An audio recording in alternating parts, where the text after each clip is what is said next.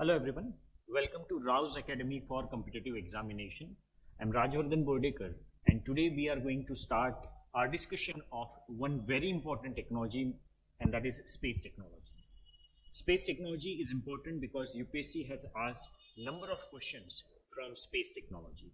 Be it prelims examination or mains examination, this technology has remained a favorite technology of UPSC. And today in this chapter, we are going to discuss about various topics. So let us try to understand what are the topics that we are going to discuss under space. So we will be discussing about, firstly, we'll introduce ourselves with the space technology, wherein we will try to understand what exactly do we mean by space, where exactly space starts, right? So that would be introductory part. Then we will discuss about different types of orbits, because this understanding of orbits is important to understand why a particular satellite is placed in specific orbit only. And hence the discussion of orbit would be very important discussion. Then we will be focusing on launch vehicles. We'll discuss about launch vehicles.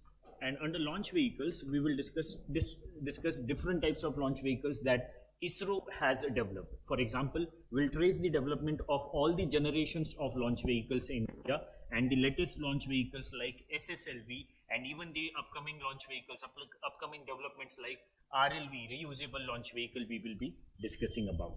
Then we will move towards our discussion of satellites, wherein our focus would be on different types of satellites, right? So we will focus on satellites based on their applications. There are a number of satellites based on their applications, and those satellites we will discuss. And there we will also be discussing about various examples of Indian satellites, right? And finally, we will also discuss about space exploration missions. Space exploration missions. And when we discuss about space exploration missions, we will be discussing about space exploration missions by ISRO. Space exploration missions by ISRO we will be discussing, and also we will discuss about the missions by other space agencies.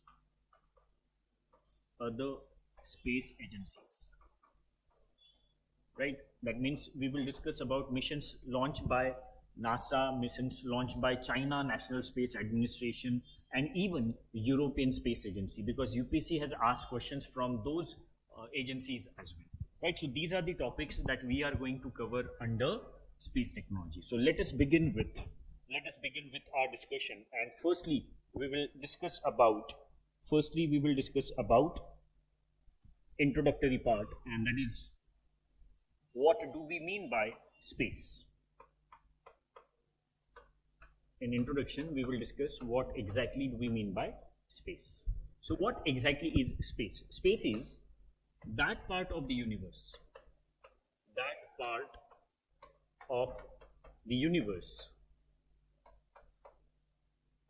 which is beyond Earth's atmosphere,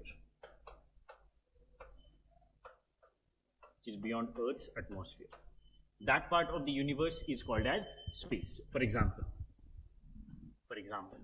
let us consider that this blue square is the universe, and in this universe we have this part as Earth, right? The diagram is not up to the scale, so let's imagine that this blue square or blue rectangle is the universe, and this is Earth. Now, whatever is beyond Earth's atmosphere, let us consider that this is the line, this dotted line is the Earth's atmosphere.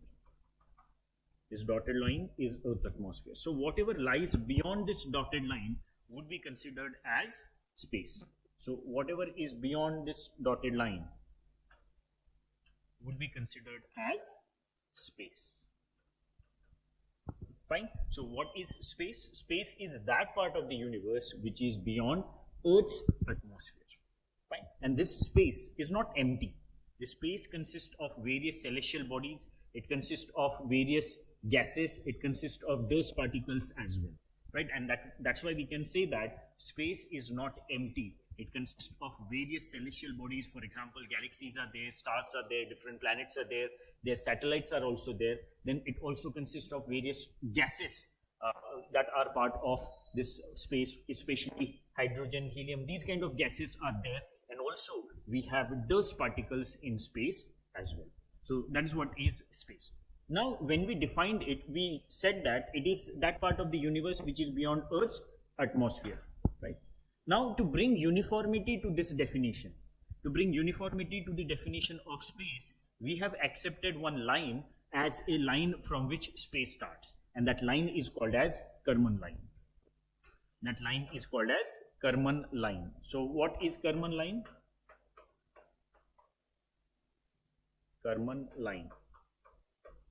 Karman line is located at 100 kilometers from the mean sea level. It is located at 100 kilometers from the mean sea level, and from this particular line we consider that space starts, right? To bring uniformity to the definition of space, we have accepted a line called as Karman line as the line from which space or outer space starts, right? So you can consider this dotted red colored line as Karman line. So from this particular part of the atmosphere, from this particular part, the space starts. So all this part beyond the red dotted line would be considered as space. I hope this point is clear to you. Fine. So what is space? Space is that part of the universe which lies beyond Karman line. I hope this is clear. Next now. So that is about our discussion of definition of space. Now let us move towards the second important point of our discussion, and that is what exactly do we mean by orbits. Now we have defined space. Space is the part of the universe which is beyond Earth's atmosphere, which is beyond Karman line. But this space is divided into different types of orbits. So let us try to understand what exactly do we mean by orbits. So what are orbits? Orbits are imaginary path. Is an imaginary path followed by imaginary path taken by, instead of saying followed by, imaginary path taken by different celestial bodies, around other celestial bodies, right? For example, this is sun. For example, this is sun, and let us consider that this is the path taken by Mars. Let's say this is Mars. So the path taken by Mars around the sun would be called as its orbit. Right? What is orbit? It is an imaginary path taken by one celestial body around another celestial body. That path is called as orbit. Fine. Now these orbits are divided into different types.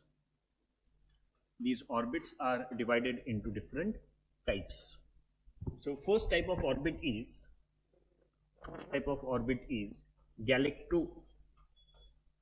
galactocentric orbits.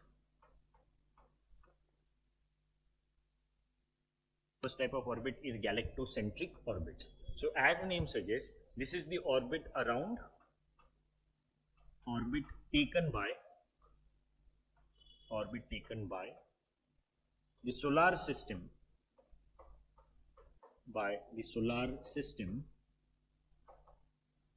around the center of galaxy.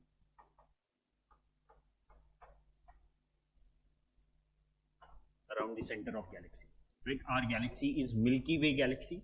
Around the center of Milky Way galaxy, our solar system takes a path. It revolves around the center of galaxy.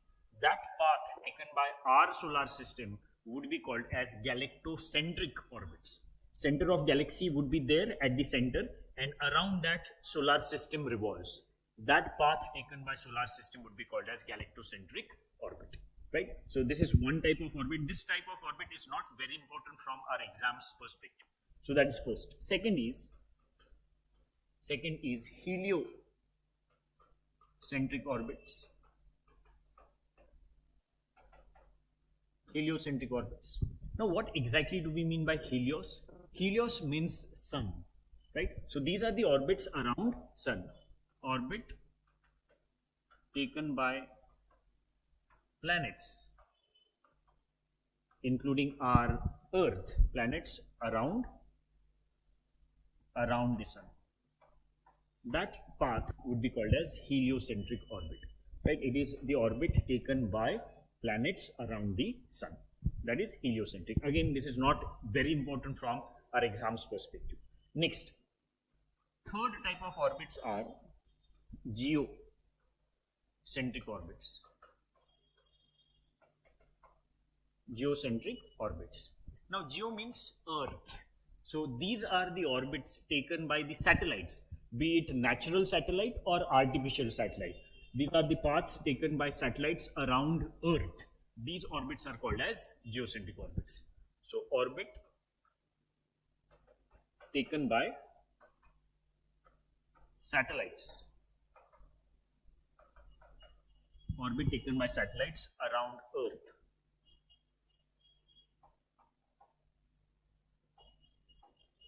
Around Earth is called as geocentric orbits. Fine. So these are the three different types of orbits. Of this, we will be discussing in detail about geocentric orbits. We will be discussing about geocentric orbits in detail because they are important from our exams point of view, and also it is important to understand geocentric orbits because different satellites are preferred in different orbits. So if you are aware of orbits, it would be easier for you to understand why a particular satellite is placed in a specific orbit. So let us discuss about geocentric orbits in detail, starting with first orbit, and that is low Earth orbit. The first orbit that we are going to discuss is low Earth orbit. So LEO, that is low Earth orbit. Low Earth orbit, or LEO. Fine. So let us discuss more about low Earth orbit. I think this is not visible. This color is not visible. Let me change the color. Let me change the color.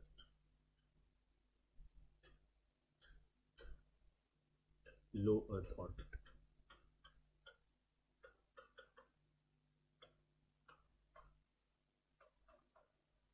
Low Earth orbit, or LEO. So let us discuss about low Earth orbit. This low Earth orbit, its range is from 160 kilometers to 2000 kilometers. From 160 kilometers to 2000 kilometers, we have a orbit, and that orbit is called as low Earth orbit, right? In this particular orbit, the orbital speed is 7.8 kilometers per second, right? In 7.8 kilometers per second, in 1 second, 7.8 kilometers distance would be covered by satellites placed in low Earth orbit. As a result of this orbital speed, orbital period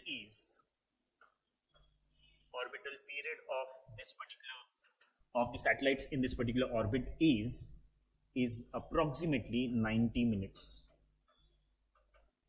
right? In mere 90 minutes, one complete revolution of Earth would be completed by satellites in low Earth orbit, right? Now, what are the satellites that are launched in this particular orbit, right? What are the satellites that are preferred to be launched in low Earth orbit? Low Earth orbit is important for the launch of remote sensing satellites. Remote sensing satellites. Right? Why remote sensing satellites are preferred in low Earth orbit? Because remote sensing satellites, their prime objective is to observe Earth from a distance. And in order to observe Earth from a distance, the best distance would be low Earth orbit, because low Earth orbit is the closest orbit to Earth, and hence we'll be able to observe Earth properly from low Earth orbit. And that's why these remote sensing satellites are preferred to be launched in low Earth orbit. We will be discussing about more about remote sensing satellites under our discussion of satellites. Here I'm just hinting at which types of satellites are preferred in low Earth orbit. It is remote sensing satellites. They are also called as, remote sensing satellites are also called as Earth observation satellites.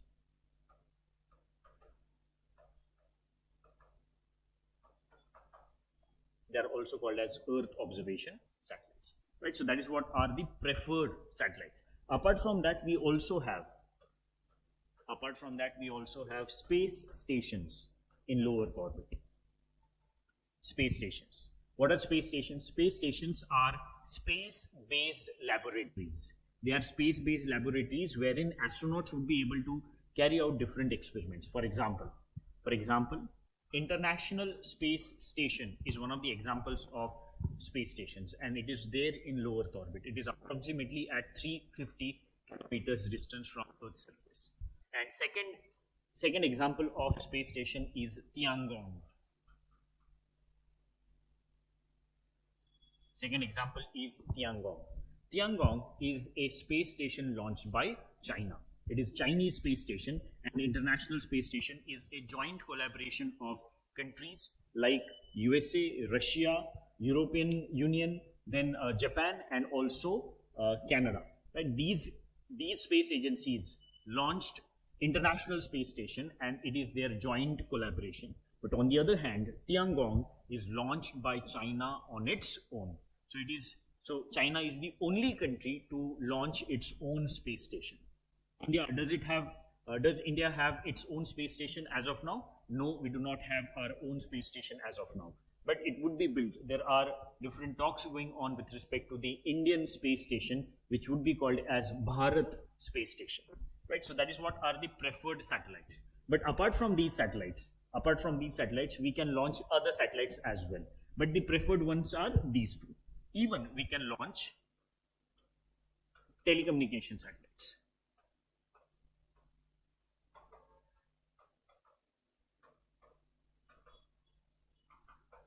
Even telecommunication satellites can be launched. But are they preferred? No, they are not preferred in the low Earth orbit. Why? Because if we launch telecommunication satellites, then in order to provide services to entire globe, we may need thousands of telecommunication satellites. But if you launch telecommunication satellite in the higher orbit, in 3 equidistant satellites, you will be able to cover entire Earth.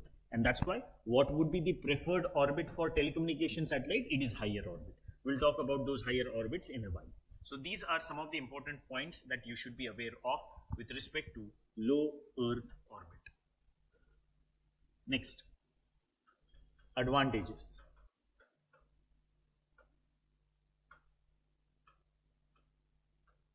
What are the advantages of low Earth orbit? First and the most important advantage is that it is preferred orbit for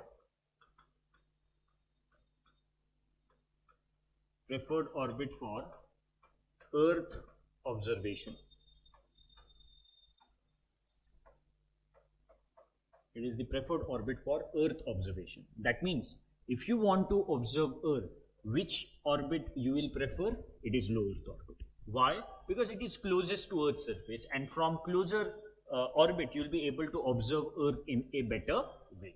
Right? So that is one. Second advantage is that it is cost effective, low cost for the launching of satellites in low Earth orbit. Why? Because it is the closest orbit. For low Earth orbit, you can use low payload capacity launch vehicles, and hence the cost of launching is relatively lesser. Low cost of launching.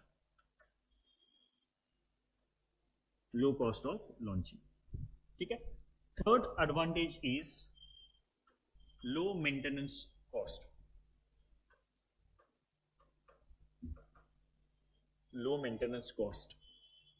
Or it is easier to maintain satellites placed in low Earth orbit. That is what are the advantages of low Earth orbit. I hope these points are clear to you. But at the same time, there are number of disadvantages as well.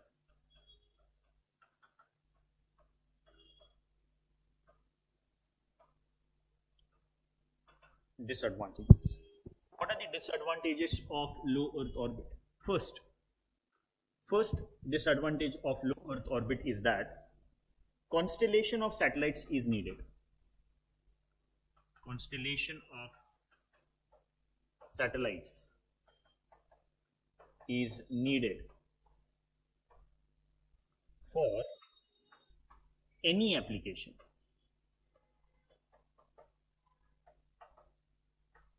Constellation of satellites is needed for any application. What do we mean by constellation of satellites?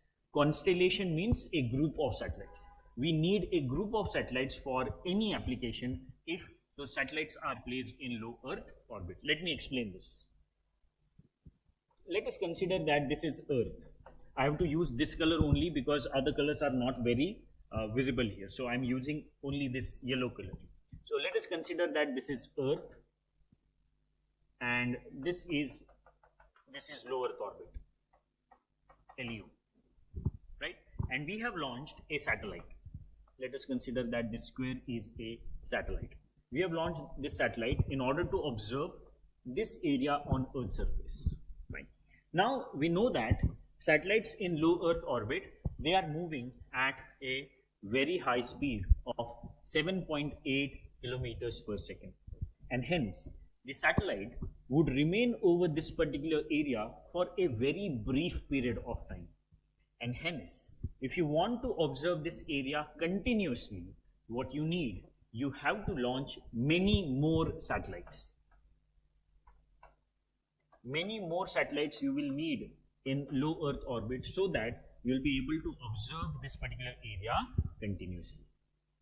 And that's why we can say that the disadvantage of low Earth orbit is that for any application, you need a constellation of satellites. I hope this point is clear to you. Next now.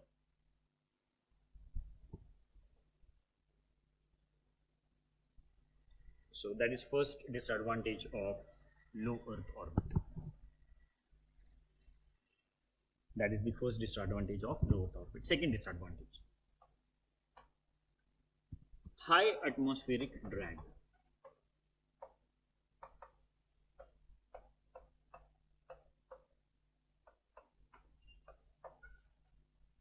High atmospheric drag reduces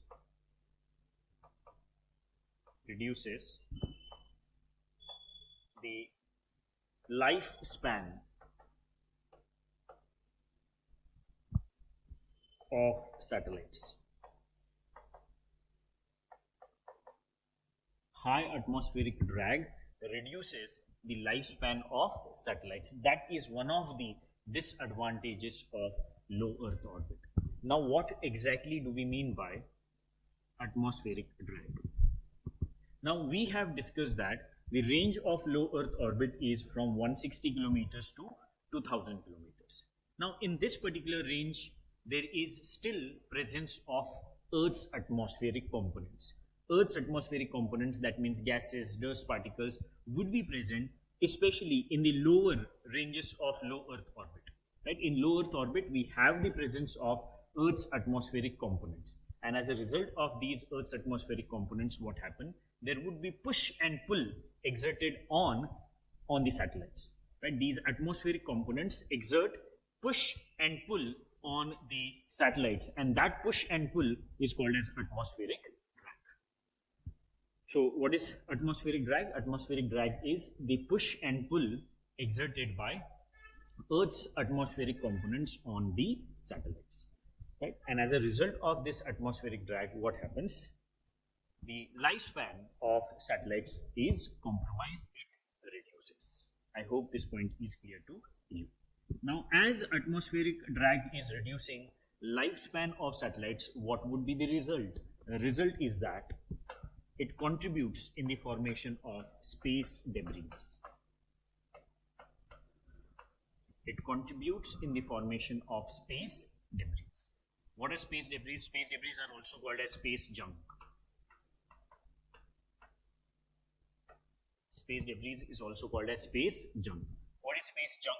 Space junk or space debris is that part of the satellites or launch vehicles that have outlived their utility. The components of satellites or launch vehicles that have outlived their utility form space debris. And these space debris keep on revolving around Earth at a very high speed. They keep on revolving around Earth at a very high speed, and as a result of this high speed movement of the space debris particle, what happens? It is possible that these space debris particles will collide with active satellites. It may be the case that the space debris may collide with active satellites, and if there is a collision between space debris and active satellite, what will happen? The active satellite itself may become a part of space debris, and as a result of this, there would be increase in the number of space debris in low Earth orbit. This kind of phenomenon, which would lead to increase in the number of space debris as a result of collision between space debris and active satellites, was firstly proposed by Sir Donald Kessler, and that's why this increase in the number of space debris is referred as Kessler syndrome.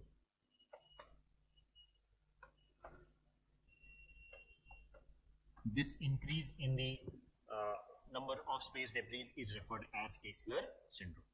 Fine. So that is what are the disadvantages of low Earth orbit. We need a constellation of satellites, that means a group of satellites, and that's why it may be the case that we do not prefer low Earth orbit for the launch of telecommunication satellites. We prefer the telecommunication satellites in the higher orbits. And second disadvantage is that there is presence of atmospheric drag, and as a result of this atmospheric drag, what happens? The lifespan of satellites may be compromised, and due to this compromised lifespan, there would be increase in the number of space debris. And if space debris increase, then it may be the case that there is collision between space debris and active satellite that would further increase the number of space debris, leading to what is called as Kessler syndrome. Right? Kessler syndrome is related to the increase in the number of space debris. I hope these points are clear to you. Fine. Next now. So that is about our discussion of first orbit called as low Earth orbit. Next now.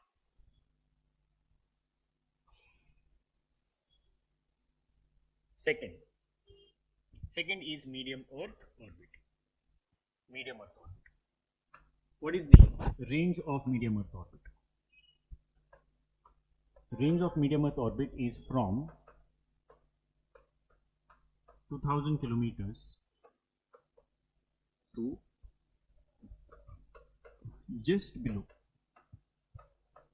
from 2000 kilometers to just below 35,786 kilometers.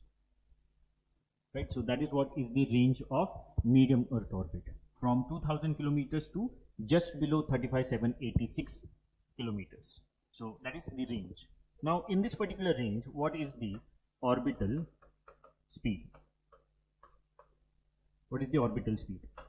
Orbital speed is, it ranges from, orbital speed is also in the ranges. Why?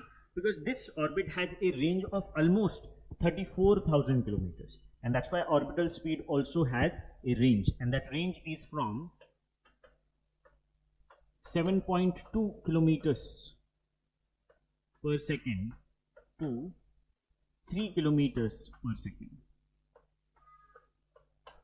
That is the range of medium Earth orbits, right? So that is the range. That is the range of speed. Next, orbital period. Orbital period. Now, if this is the orbital speed, in approximately how much time the satellites placed in medium Earth orbit would be able to cover one entire revolution around Earth? So it takes approximately 120 minutes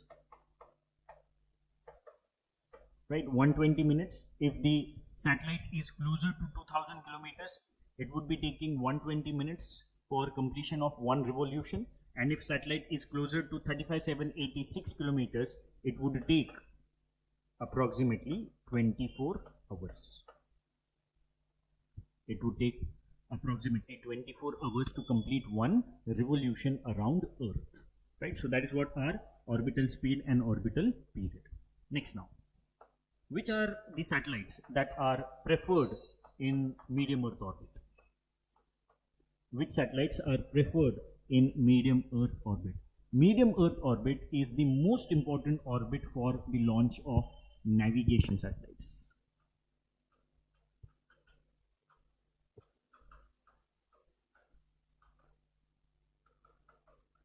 It is the most important orbit for the launch of navigation satellites.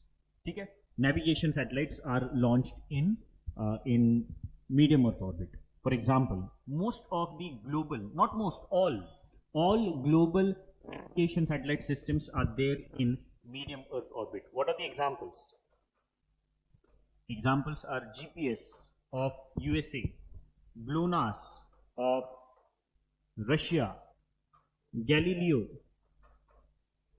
of European Space Agency, and Baidu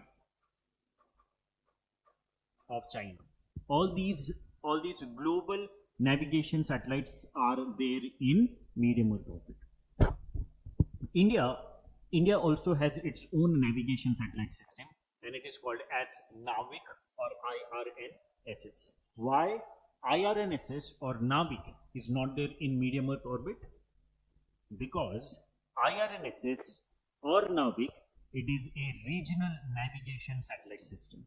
Regional navigation satellite system can be launched in higher orbits, but for global navigation satellite systems, which is the preferred orbit, medium Earth orbit. I hope this point is clear to you. Why IRNSS is not launched in medium Earth orbit? Because all these are global navigation satellite systems, and IRNSS or NAVIC is regional. Okay, so I hope this is clear to you. Now, there are some advantages and disadvantages of medium Earth orbit. So firstly, advantages.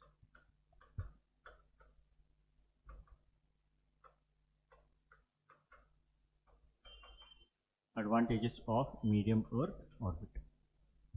So what are the advantages? First is less atmospheric drag, and as a result of less atmospheric drag, what happens? Lifespan is not affected. Lifespan of what? Lifespan of satellites is not affected, right? So that is what is one of the important advantages of medium Earth orbit. Second, less number of satellites are needed.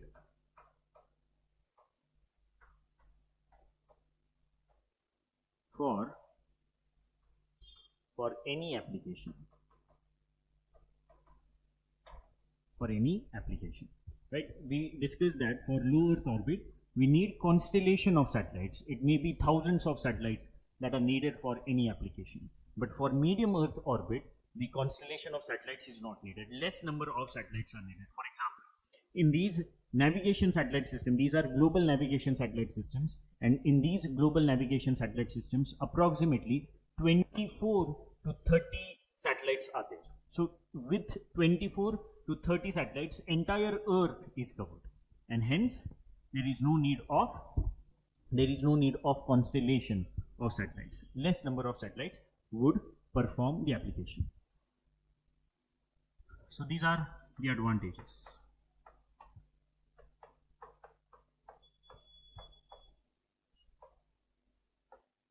Disadvantages. What are the disadvantages? First disadvantages is cost. Relatively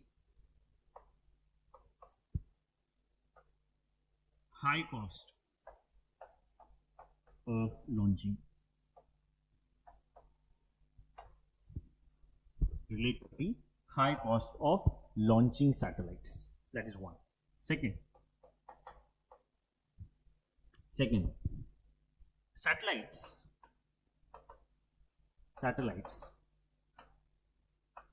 in MEO are exposed to solar radiations.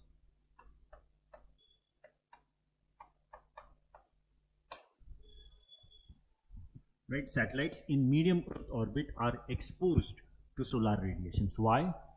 Because the range of medium Earth orbit is from 2000 kilometers to just below 35,786 kilometers. So at this particular height, 2000 kilometers, we do not have, or even if we have presence of atmosphere, it is rarefied. The atmosphere is rarefied, and hence the satellites in medium Earth orbit would be exposed to solar radiations. Why? Because they are beyond the protective layer of Earth's atmosphere. They are beyond the protective layer of Earth's atmosphere, and hence they are exposed to solar radiations. I hope this point is clear to you. So these are the advantages and disadvantages of medium Earth orbit. Next now. If you want, you can take a screenshot. Next now.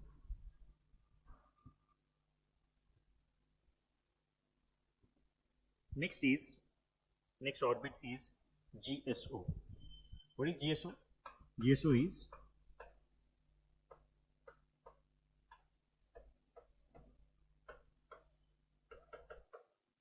Geosynchronous orbit. Geosynchronous orbit. Now, for other orbits like LEO, MEO, we discussed about the range. Here we are not going to discuss about range, but it is about height. So what is the height at which this GSO is there? It is exactly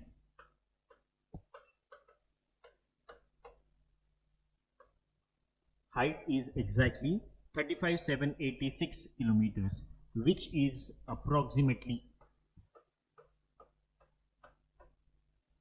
36,000 kilometers. Okay?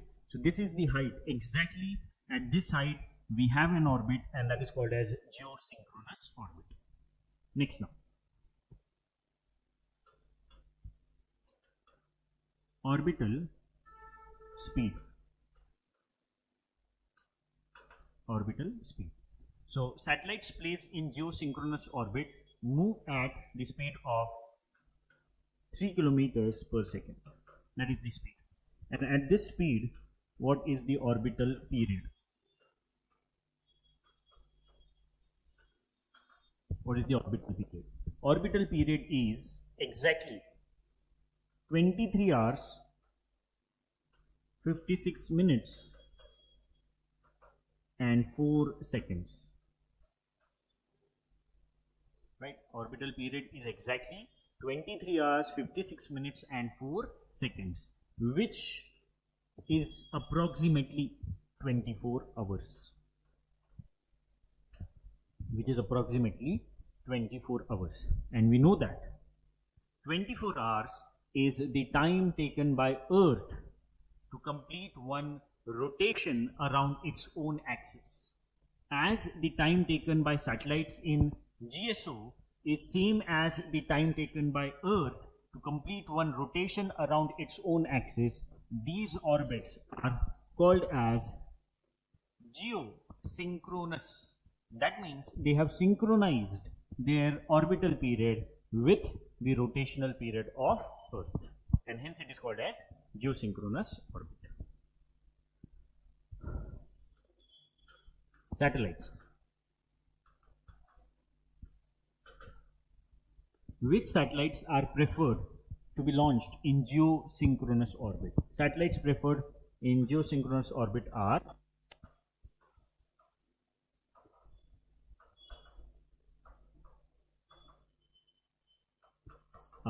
telecommunication satellites. Telecommunication satellites are preferred in geosynchronous orbit. Even sometimes, not always, but sometimes, remote sensing satellites are there.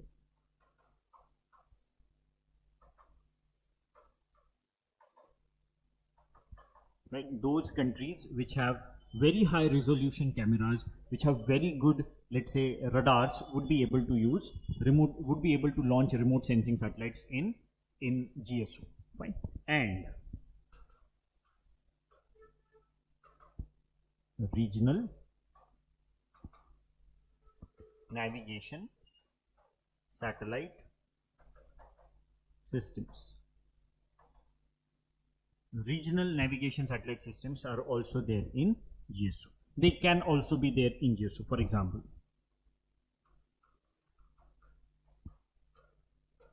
IRNSS, which is also called as NAVIC. I hope these points are clear to you. Fine. So that is what is geosynchronous orbit. Now, what are the advantages of geosynchronous orbit? What are the advantages?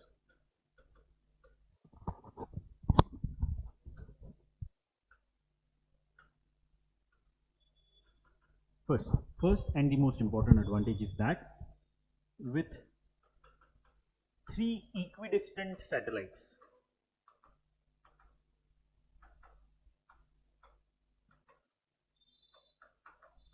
entire Earth can be provided with the services.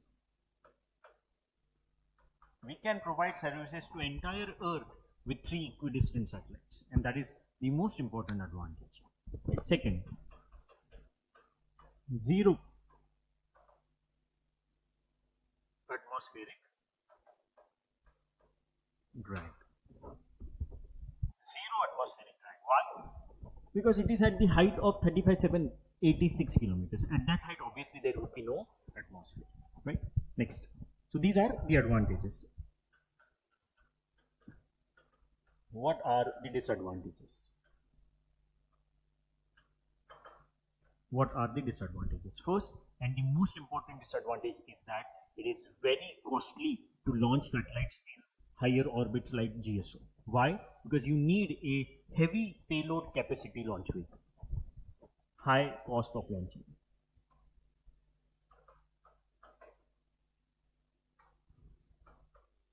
High cost of launching. Why? Because heavy payload capacity launch vehicles would be needed. So that is one. Second disadvantage is that satellites are exposed to solar radiations.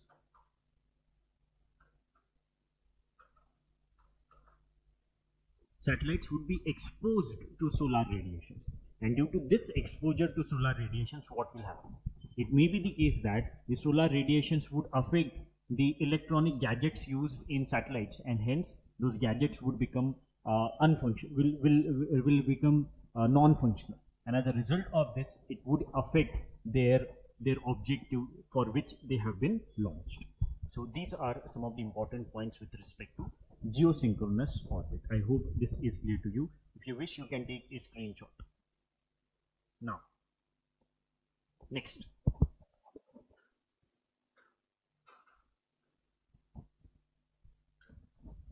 Now, there is a special case of geosynchronous orbit.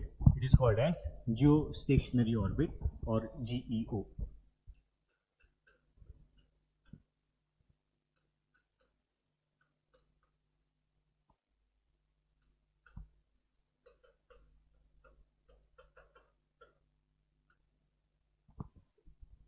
So, what is geostationary orbit?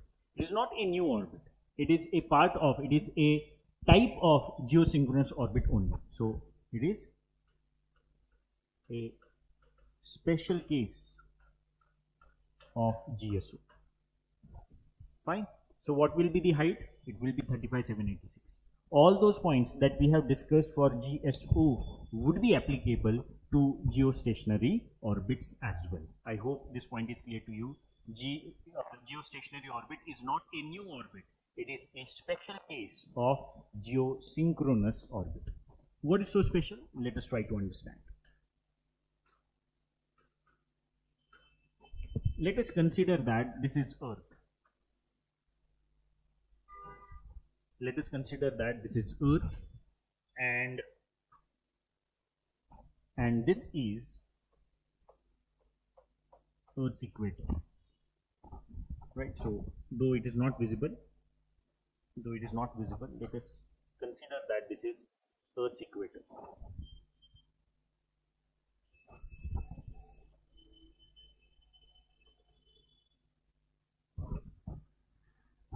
Let us consider that this is Earth's equator. Fine. Now, firstly, let me talk about GSO. So, how does GSO look like? How does GSO look like? So, GSO will be like this. GSO will be like this. What is GSO? GSO is that orbit. It is that orbit which will be making some angle with the equatorial plane of Earth. Right, you can see there is some angle between the equatorial plane and the plane of geosynchronous orbit. That is what is GSO. Now, what is GEO? What is GEO or geostationary orbit? Geostationary orbit would be like this.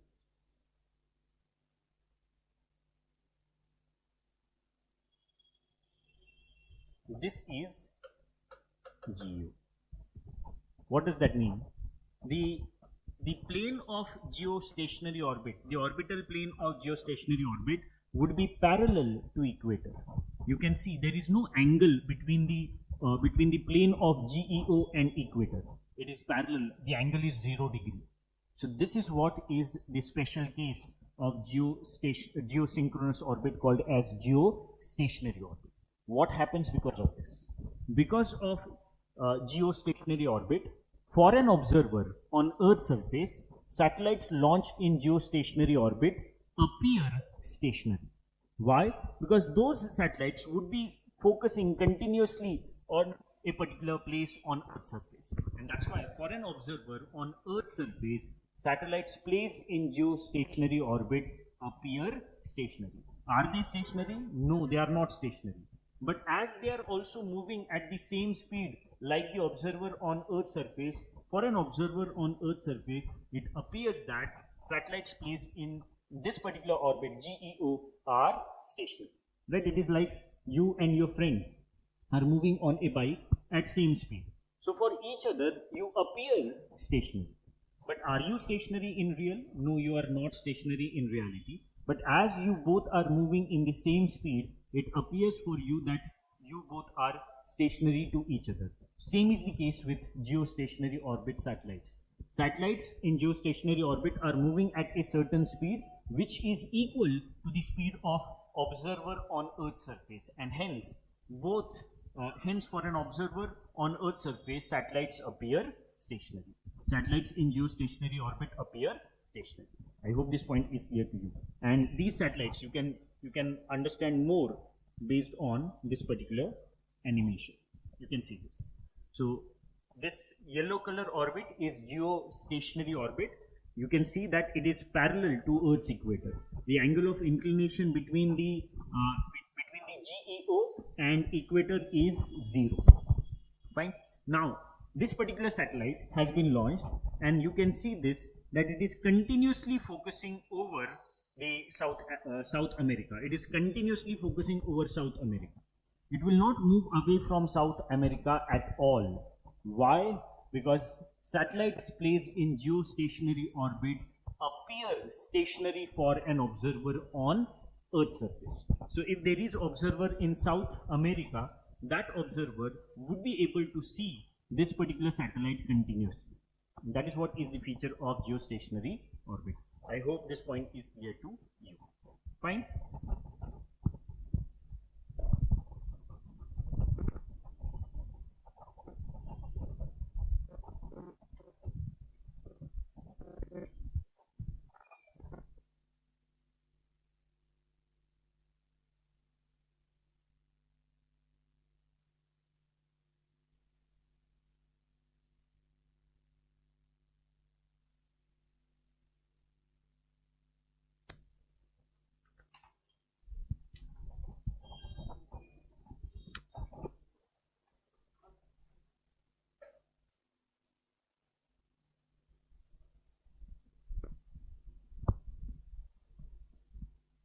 Continue करो, ठीक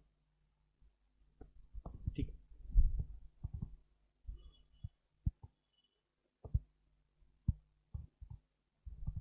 So that is what is geostationary orbit. Next now. Next is polar orbit. Now we have discussed about geostationary orbits, geosynchronous orbits, medium Earth orbits, and low Earth orbit. All these orbits, when we launch satellites in all these orbits, that satellite would move from west to east direction. Satellites launched in low Earth orbit, medium Earth orbit, geosynchronous orbit, and geostationary orbit move from west to east direction. But there are some orbits where satellites move from North Pole to South Pole and back. So those orbits are called as polar orbits. Those orbits are called as polar orbits. So satellites move from North Pole to South Pole and back. Right? Satellites move from North Pole to South Pole and back. For example, let us consider that this is Earth and this is North Pole and this is South Pole. So satellites move from North Pole to South and again back.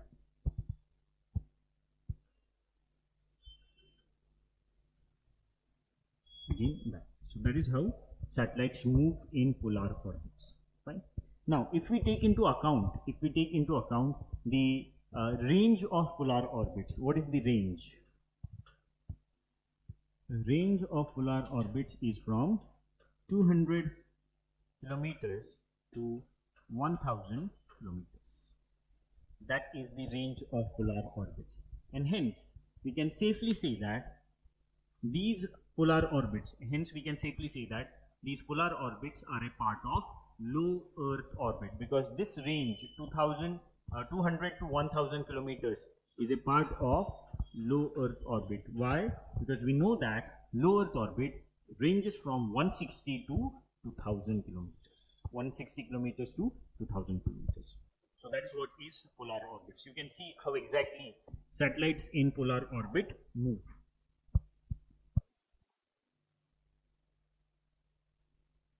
You can see this, right? So satellites are moving from pole to pole, from North Pole to South Pole, and again from South to North, right? So that is first orbit, then second orbit, and then third orbit. Now what happens in polar orbits? As satellites are moving, let us consider that this is Earth, and satellites are moving from North Pole to South Pole and again back. So that is what is the movement of satellites. Now when satellites are moving from North Pole to South Pole and from South Pole to North Pole, there is a rotation of Earth around its own axis. Earth is also rotating around its own axis, and as a result of that, what happens? As a result of that, satellites placed in polar orbits would be able to observe a larger area of Earth. They would be able to observe larger area of Earth. You can see this. In first orbit, the satellite is over India. In the second orbit, the satellite is over, let's say, Saudi Arabia. And in the third orbit, the satellite is over Africa. So that clearly shows that satellites launched in polar orbit would be able to observe a larger surface of Earth. That is one of the advantages of polar orbits. Next now.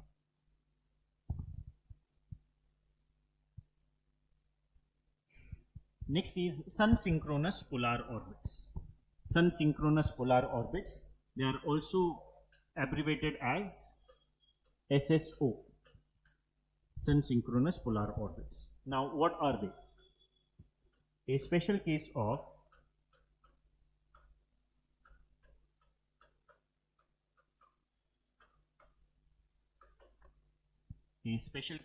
polar orbits. Sun-synchronous polar orbits are a special case of polar orbits. Fine. Now, what is so special about sun-synchronous polar orbits. Satellites in SSO, sun-synchronous polar orbits,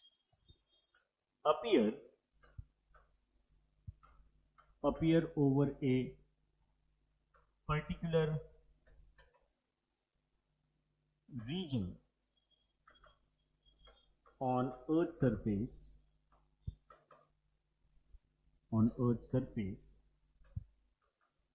at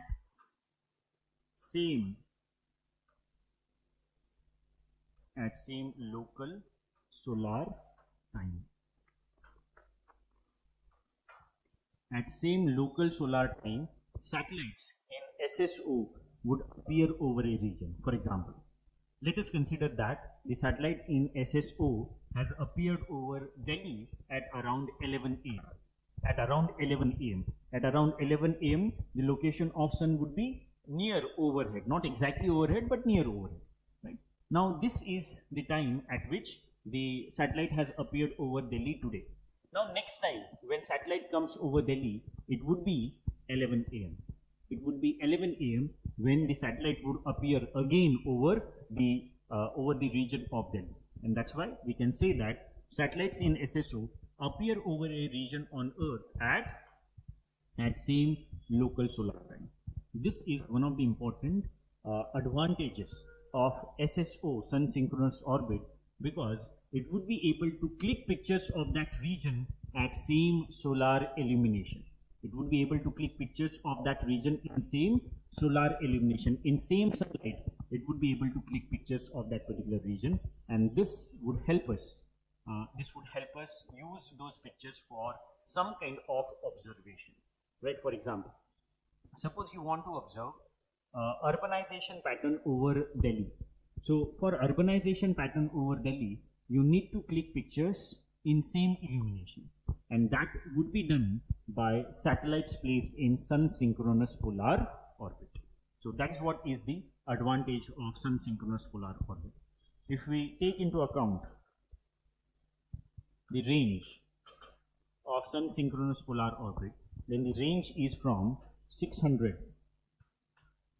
kilometers to 800 kilometers. Fine. So that is what is sun synchronous polar orbits. Next now.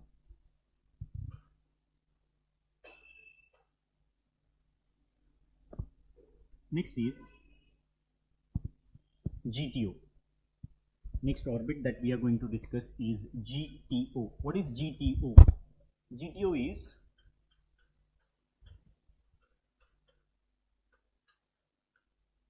geostationary transfer orbit.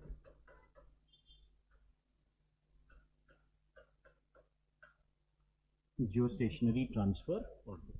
Now, what exactly is geostationary transfer orbit? Let us try to understand. So, whenever we launch a satellite, often it is the case that the satellite is not launched directly into its final orbit. What we do, we firstly launch it in the transfer orbit, and from transfer orbit, we ensure that it jumps into its final orbit. So that orbit is called as transfer orbit. It is intermediate orbit, it is not the final orbit. Let us consider that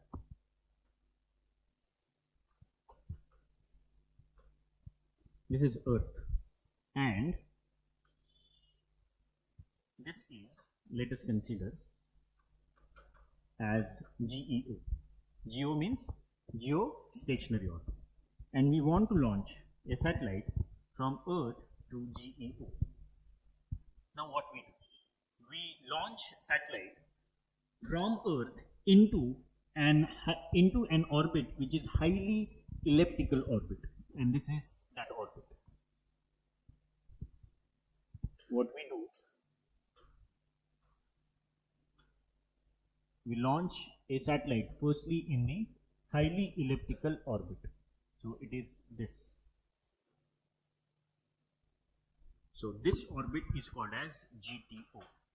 So what we do, we launch a satellite in GTO. So let us consider that this red color is the satellite launched in GTO from Earth. Why? Because this highly elliptical orbit has a nearest point and the farthest point. So what we do, we launch a satellite to the nearest point, and this satellite would move. This satellite would move slowly and steadily. It would move towards its farthest point. As it reaches its farthest point, what we do, we provide an additional thrust to this satellite. This satellite would receive an additional thrust. Due to the additional thrust, what will happen? This satellite would jump into this orbit.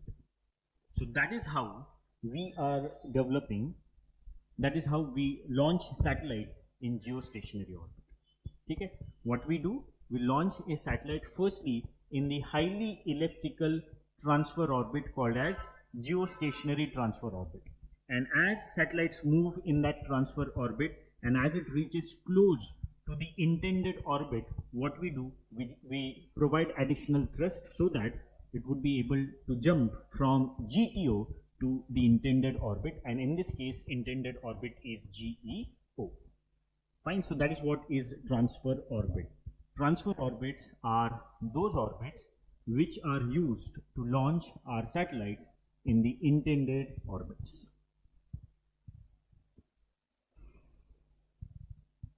So that is what is GTO, and with this we have completed our discussion of orbits. Yes, we have completed our discussion of orbits.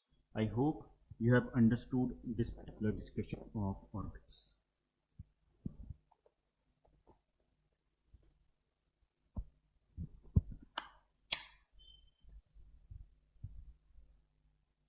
Now, moving towards our next discussion.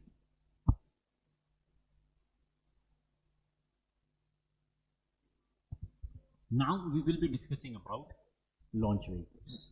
So launch vehicles, you must have seen, these are the vehicles, these are the rocket systems. Launch vehicles are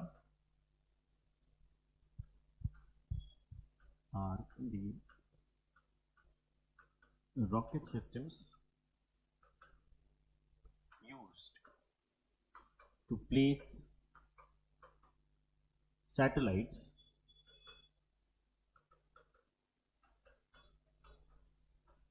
in their intended orbit. If you want to launch a satellite in certain orbits, then you need vehicles. Those vehicles are called as launch vehicles, and they are rocket systems. Now here rocket system is a keyword. So let us try to understand what exactly do we mean by rocket systems. So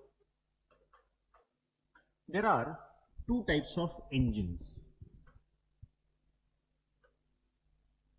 There are two types of engines. First is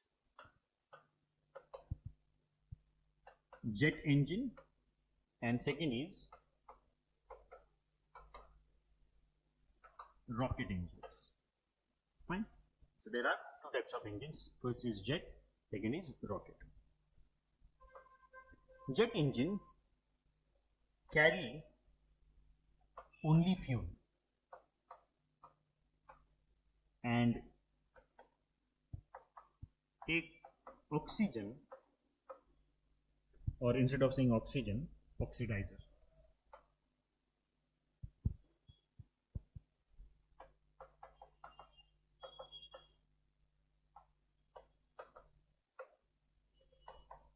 And take oxidizer from the atmosphere. Fine. So what are jet engines? These are those engines that carry only fuel. They only carry fuel. Oxidizer, which is needed for the combustion of the fuel, would be taken from atmosphere. Fine. If that is the case, can these jet engines be used in space? Can these jet engines be used in space? No, they cannot be used. Why? Because in space, it might be the case that there is lack of availability of oxygen. As you move up there would be lack of availability of oxygen, and hence jet engines cannot be used in space.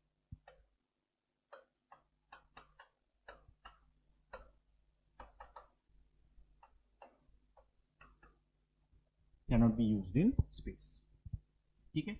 So that is what is jet engines. Now, rocket engines. Rocket engines are those engines that carry both fuel as well as oxidizer.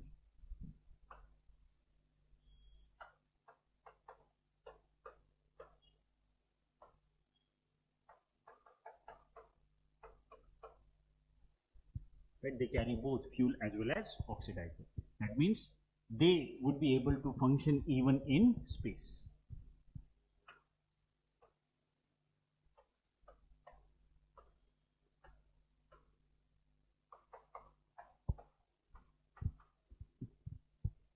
They can be used even in space, and hence if these rocket engines can be used even in space, can we use them in launch vehicles? Yes, and that's why launch vehicles are called as rocket systems, where rocket engines are used. Fine, so that is the term you should be aware of. They are rocket systems. Now, next point. Launch vehicles work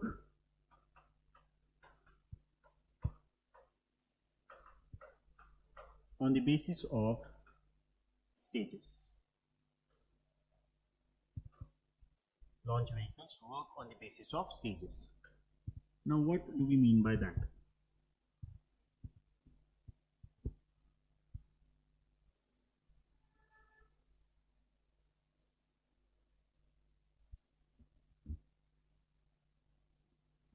Launch vehicles work on the basis of stages. So let us consider that this is a launch vehicle. This is a launch vehicle, and in this launch vehicle, let us consider that these are the stages. So there are stages like first, second, third, and fourth. Fine, these are the stages. And in this conical structure, we have satellite.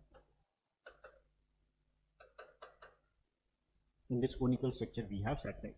Now let us consider that this particular launch vehicle right now is on ground.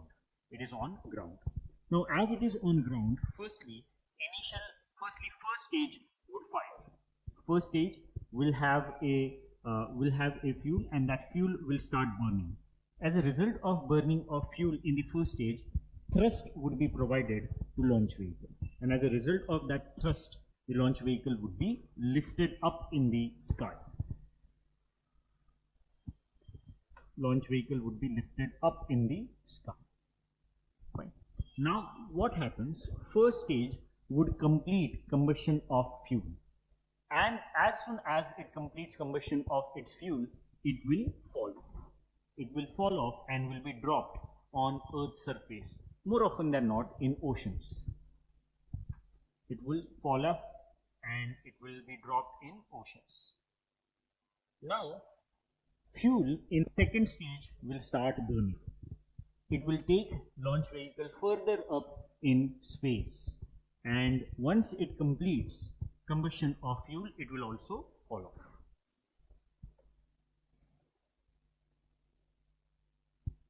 It will also fall off.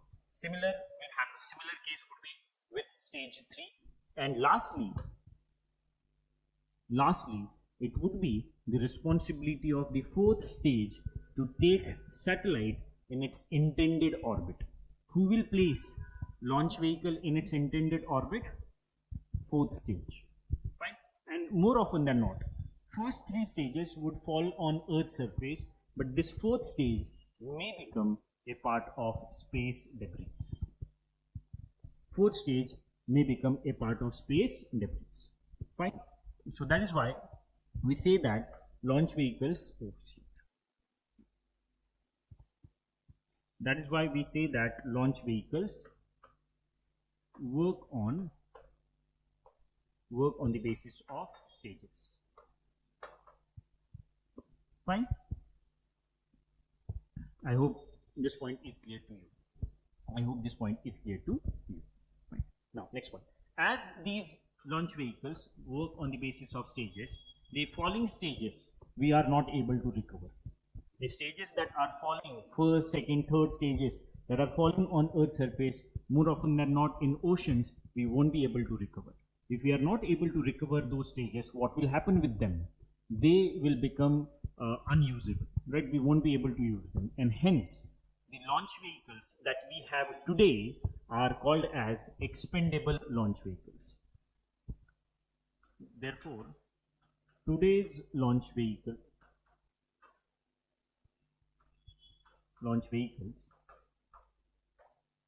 are called expendable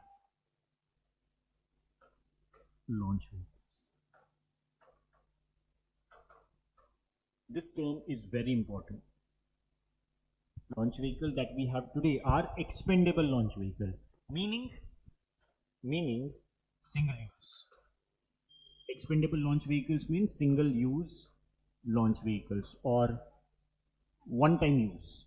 Single use or one time use, same. It would be used only for one launch.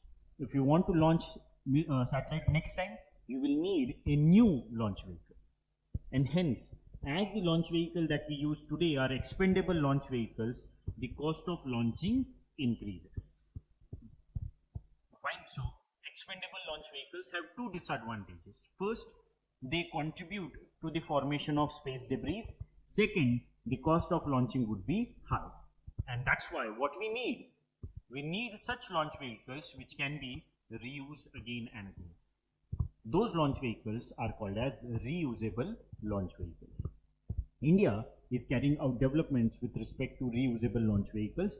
We'll refer to them towards the end of our discussion of launch vehicles. So that is what is the basic understanding with respect to launch vehicles. If you want, you can take a screenshot. Next.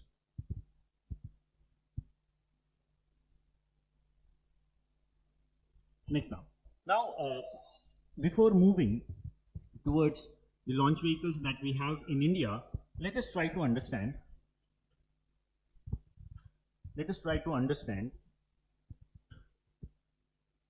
what exactly do we mean by propellants used in launch vehicles.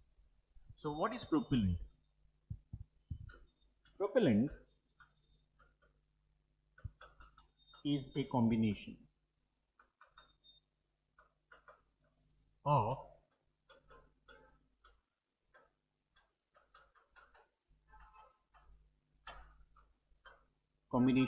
fuel and oxidizer. Propellant is a combination of fuel and oxidizer. Together they are known as propellant, right? And there are different types of propellants.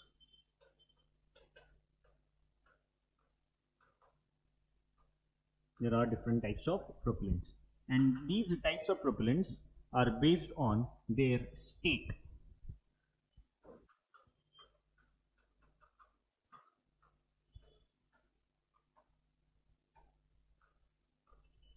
Solid propellants are there, where fuel and oxidizer is in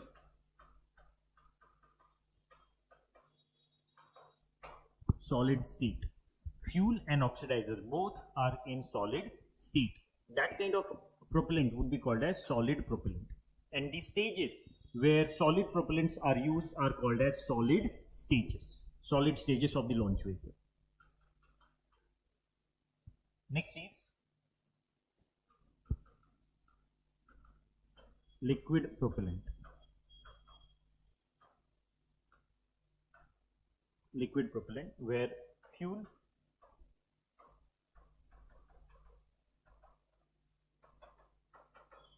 and oxidizer would be in liquid state.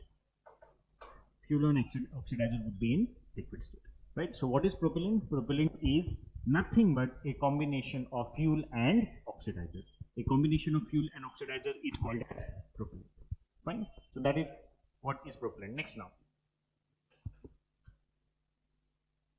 Now we will move towards our discussion of launch vehicles that we have in India, and firstly we'll refer to SLV-3.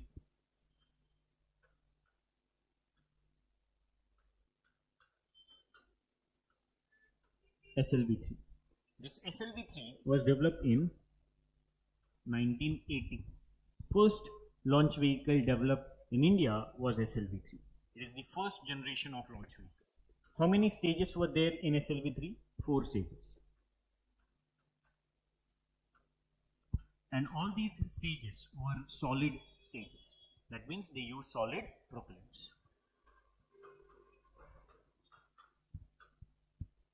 Fine. Payload capacity.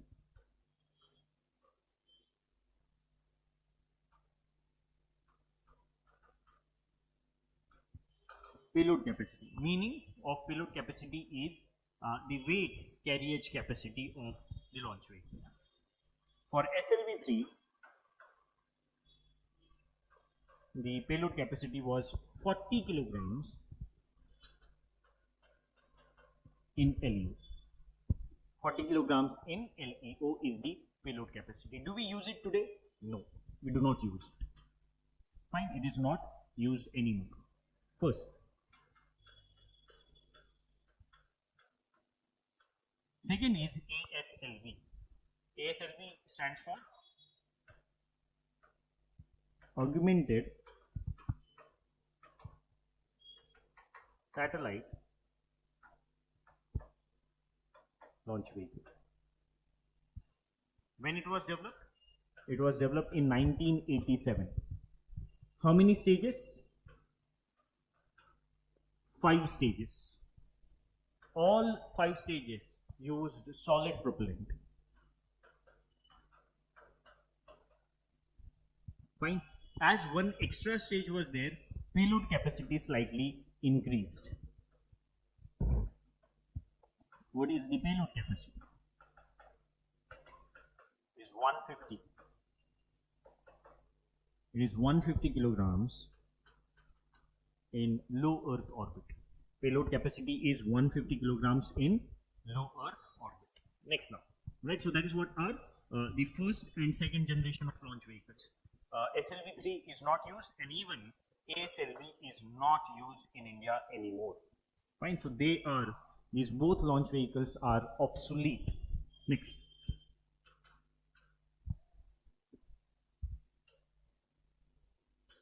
Next is PSLV. So you can see the picture of PSLV here. It is PSLV of India. What is PSLV? It is Polar Satellite Launch Vehicle. PSLV.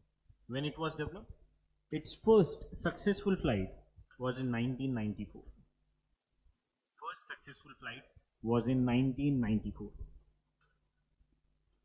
How many stages are there? 4 stages. 4 stages are there. And all those stages, are solid. First stage is solid, then liquid, then solid, and then again liquid. Solid, liquid is the stages that are used in PSLV. Fine. So, liquid stages where liquid propellants are used have better performance, and that's why the payload capacity of PSLV is relatively more. What is the payload capacity?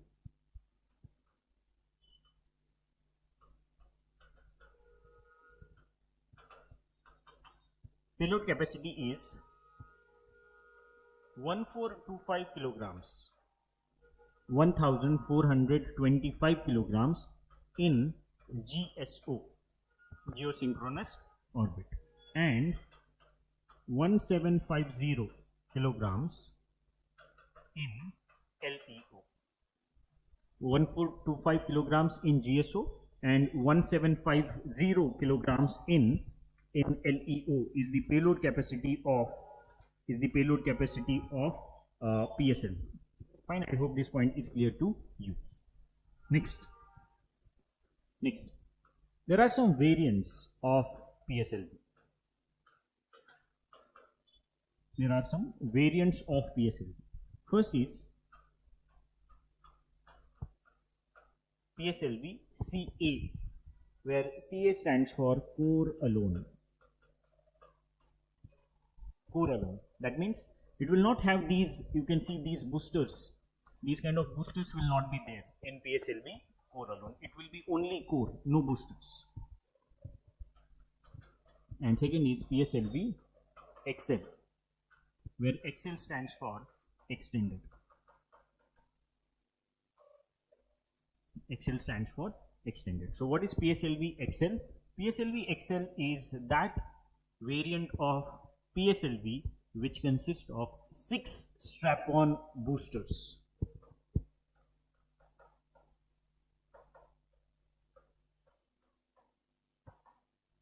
It consists of 6 strap-on boosters. You can see this. So this is 1, this is 2nd, this is 3rd, 4th, 5th, and 6th one is from the back side. Right. So these 6 strap-on boosters are there to the PSLV XL. What they do, they provide additional thrust needed for the launch. So that is what is Polar Satellite Launch Vehicle. Very important launch vehicle. Now one additional point. First flight was in 1994. From 1994 to 2018, from 1994 to 2018, it carried out 39 consecutive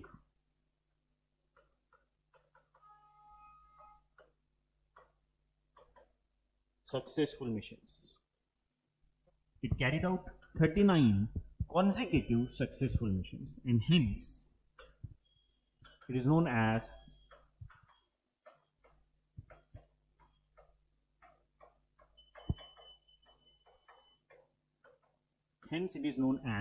the workhorse of ISRO. Why it is known as the workhorse of ISRO? Because of its reliability. It is highly reliable in nature, and hence it is known as the workhorse of ISRO. Fine. So that is what is PSLV. I hope this point is clear to you. If you want, you can take a screenshot. Next.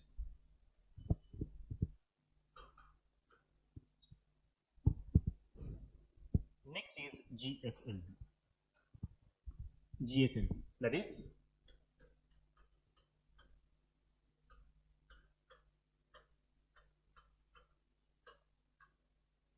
Geosynchronous Launch Vehicle.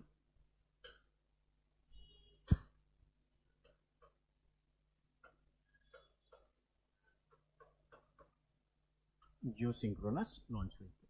So this is very important launch vehicle.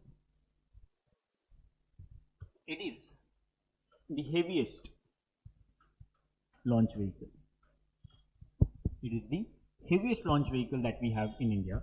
And how many stages are there? It consists of 3 stages: solid propellant, liquid propellant, and cryogenic upper stage. Third stage is cryogenic upper stage, where in this particular third stage, what we use?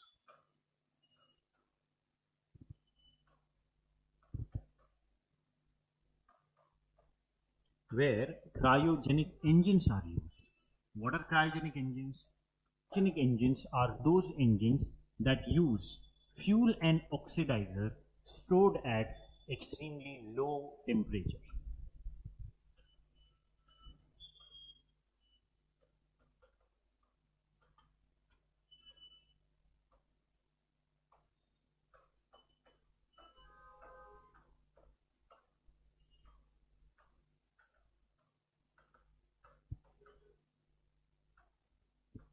They use liquid hydrogen as fuel, and this liquid hydrogen is stored at minus 253 degrees Celsius, and this liquid oxygen is used as oxidizer stored at minus 183 degrees Celsius.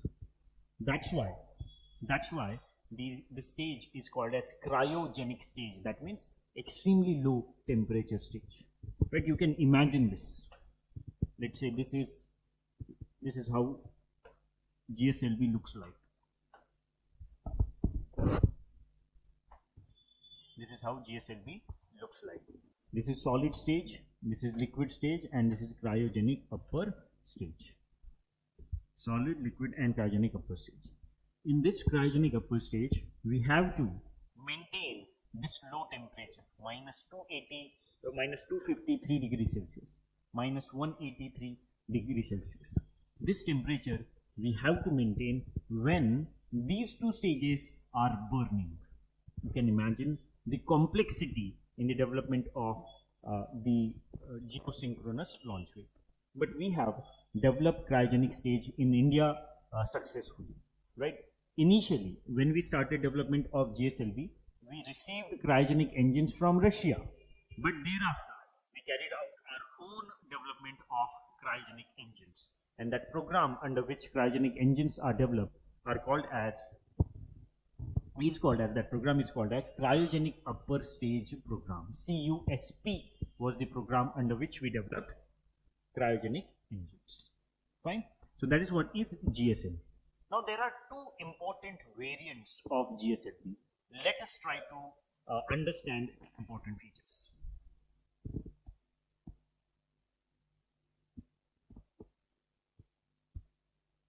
Let us discuss about important features of those two important variants of GSLV.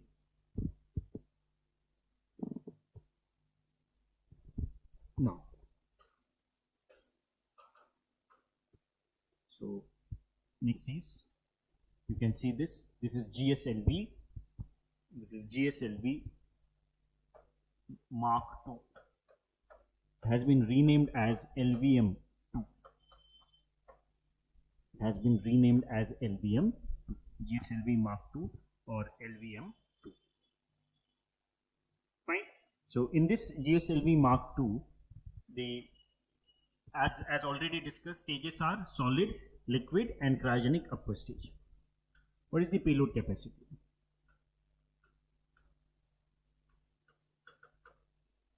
Payload capacity of GSLV Mark II is 2,250 kilograms, 2250 kilograms in GTO and 6,000 kilograms in LEO. Right? It can carry payload of 6,000 kilograms in low Earth orbit and of 2,250 kilograms in GTO. What is GTO? Geostationary transfer orbit. And this is how GSLV Mark II or LVM Mark II looks like. Right, so that is what is GSLV Mark II or LVM. Next, and the most important, is LVM3. Next, and the most important is LVM3. What is LVM3? LVM3 is nothing but GSLV Mark III. It has been renamed as GSLV Mark III has been renamed as LVM3. LVM stands for Launch Vehicle Mark III. So this has a slightly different design. It consists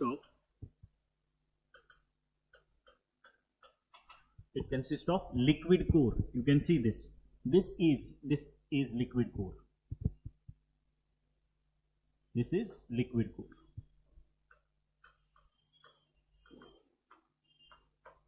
It consists of liquid core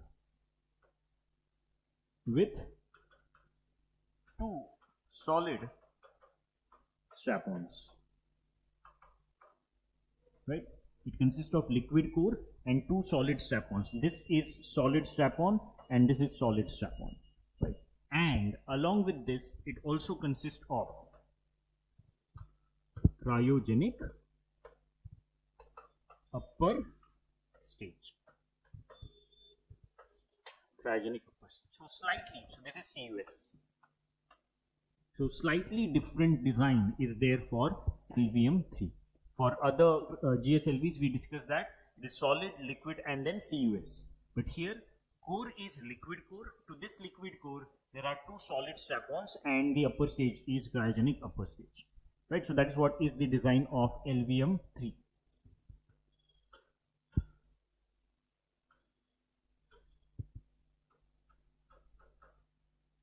What is the payload capacity? Payload capacity of LVM-3. Payload capacity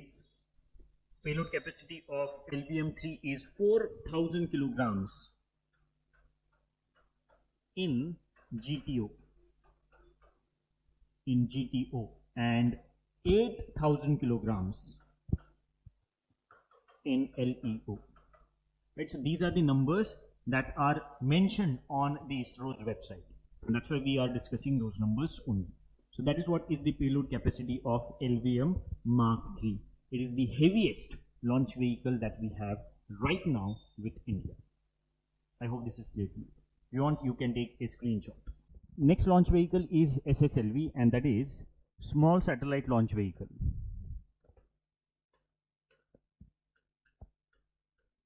Small Satellite Launch Vehicle. So it is the latest addition to the launch vehicles that ISRO has developed, right, or the latest launch vehicle that we have in India. So what is SSLV? How many stages are there? It consists of 3 solid stages. Right, so main stages that power the launch vehicle are solid stages. That means solid propellant would be used, and one terminal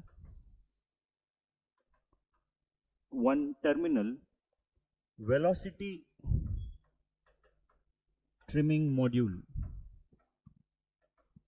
One terminal velocity trimming module, abbreviated as VTM. Right, along with 3 solid stages, it also consists of a velocity trimming module, and this velocity trimming module is liquid stage. It is liquid stage. That means it uses liquid propellant. Fine. And what is the purpose of this velocity trimming module? Velocity trimming module is used in order to ensure that the launch vehicle do not breach its orbit. In order to make sure that launch vehicle is taken to the appropriate orbit, VTM is there. So in let's say common man's language, you can say that VTM acts as a braking system. It acts as a kind of braking system for the launch vehicle. So that is what is SSLV. Now what is the payload capacity? Payload capacity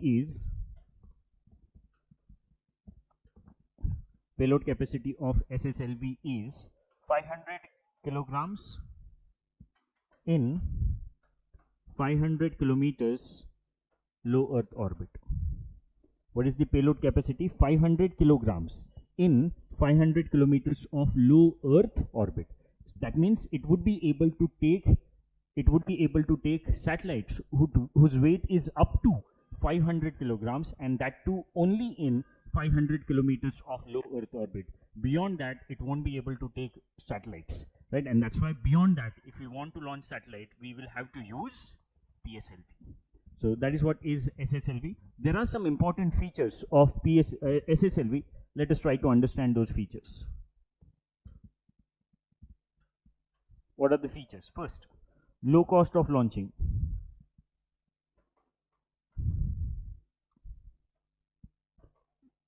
The launching cost is low in case of SSLV.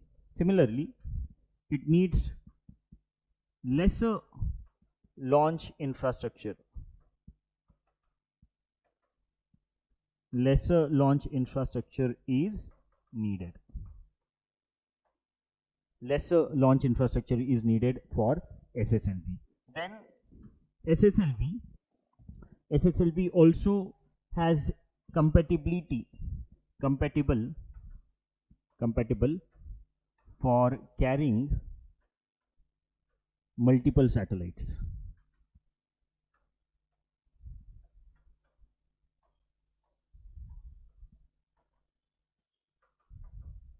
It is compatible for carrying multiple satellites. That means multiple smaller satellites can be accommodated in SSLV, right? Also, SSLV also SSLV, has low turnaround time. Low turnaround time. That means in short span of time, it can be made ready. For example, if order is placed today, then in next 15 days, the SSLV would be ready for launching. But that is not the case for other launch vehicles. For example, if we place order for PSLV today, it would take almost 75 days and even more for the development of PSLV. So that is what is turnaround time. It has shorter, lower turnaround time for SSLV. Fine. So these are some of the important points that you should be aware of. One more point which we will refer to later on, but I'll write it here, and that is manufacturing of SSLV. Manufacturing of SSLV is the responsibility of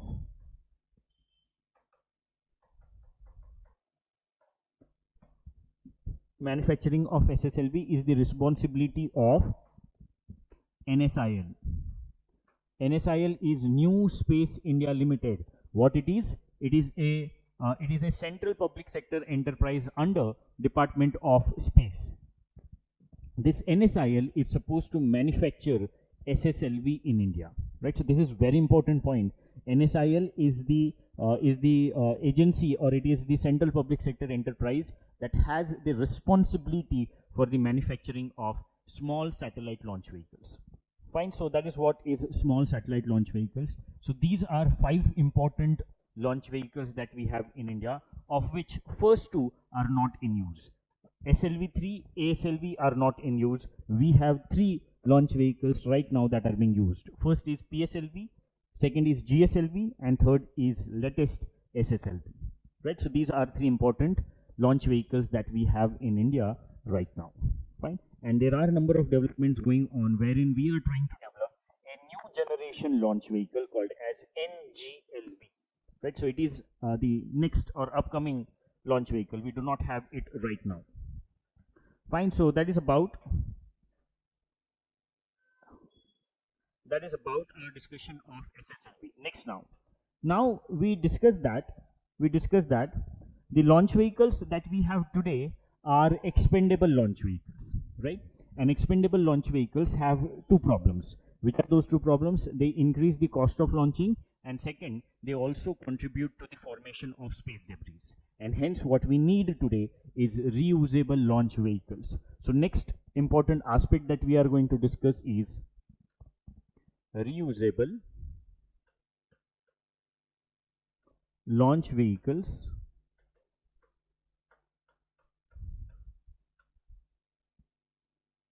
technology demonstration.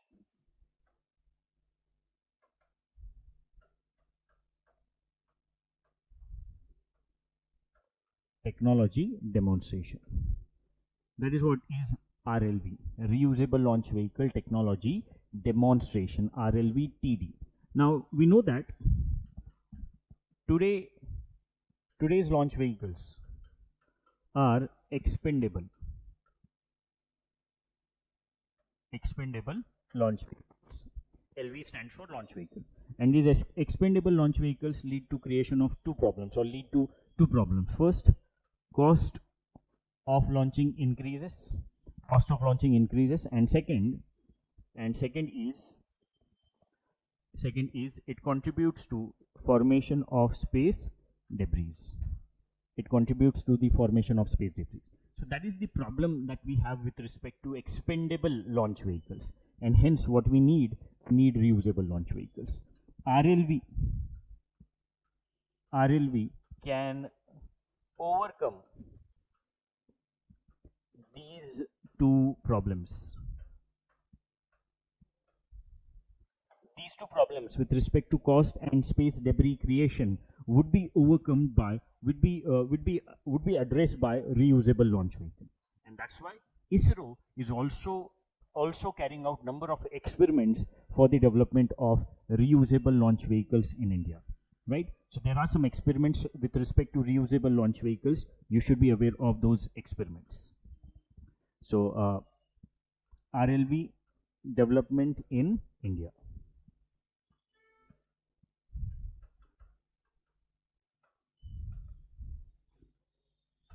RLV development in India. So first development was in 2016, wherein a reusable launch vehicle technology demonstration was performed in 2016, right? So under that particular experiment, RLV-TD technology, yes, we also have the technology for the development of reusable launch vehicle that was demonstrated in 2016. Then ISRO right now, that means in 2024, it is performing different experiments, and the experiment is called as RLV-LEX, reusable launch vehicle. LEX stands for landing experiment, wherein what we are using a reusable launch vehicle prototype called as Pushpak. This is carried out with the help of a prototype called as Pushpak.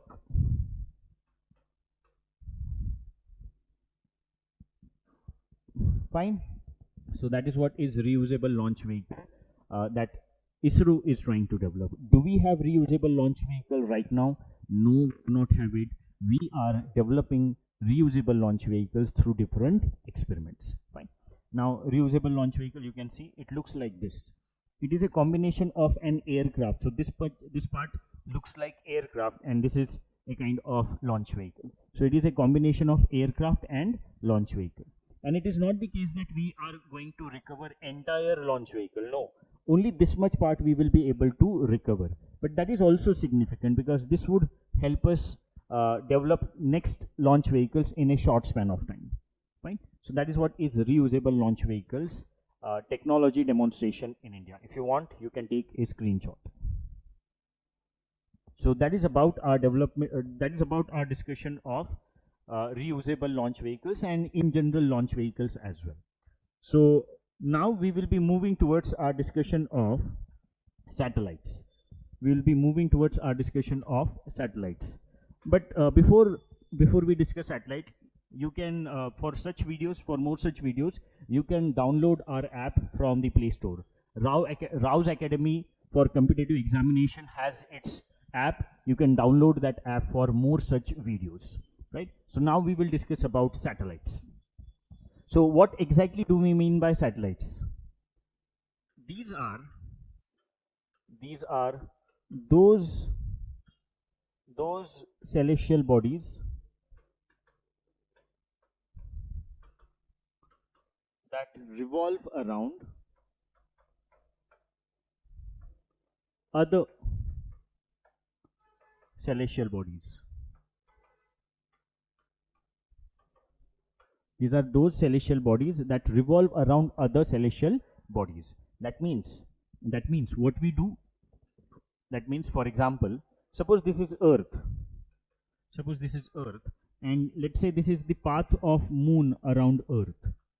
So we can say that Moon is a satellite of Earth. Right? Satellites are both natural as well as artificial.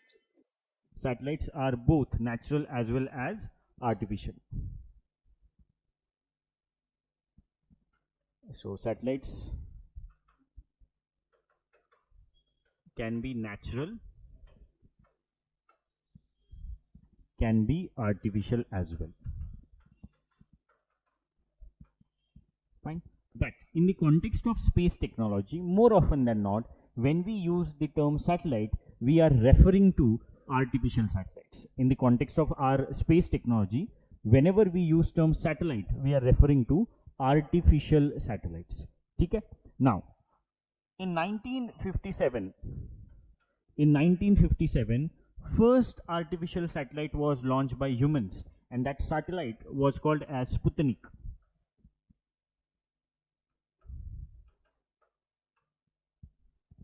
Right? Sputnik was the first satellite launched by the USSR. It was launched by USSR in 1957, and it is the first satellite to be launched by humans altogether. And in India, we launched first satellite in 1975, and that is named as Aryabhatta. Right? It is first satellite to be launched by India, but it was not launched from India. It was launched from the USSR.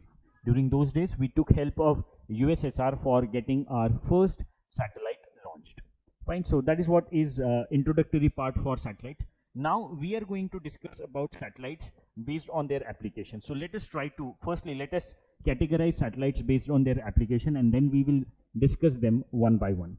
So let us categorize satellites based on their applications. Types based on applications. So satellites are classified into number of types based on their application. First is a remote sensing satellite.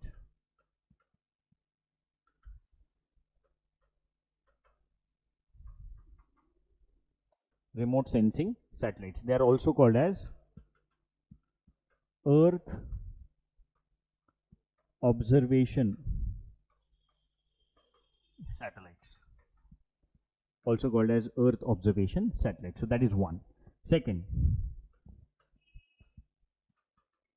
navigation satellites. Navigation satellites are the second type of satellites. Third is telecommunication satellites.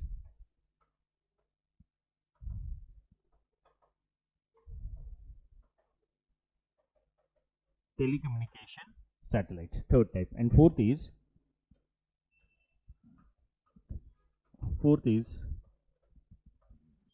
astronomy satellites. Fourth is astronomy satellites.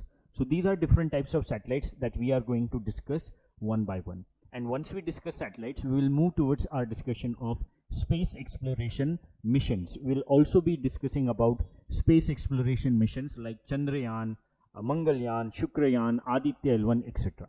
Right? So let us firstly discuss about these satellites. Starting with remote sensing satellites. So we have already discussed types of satellites. So starting with remote sensing satellites. So what are remote sensing satellites? These are the satellites.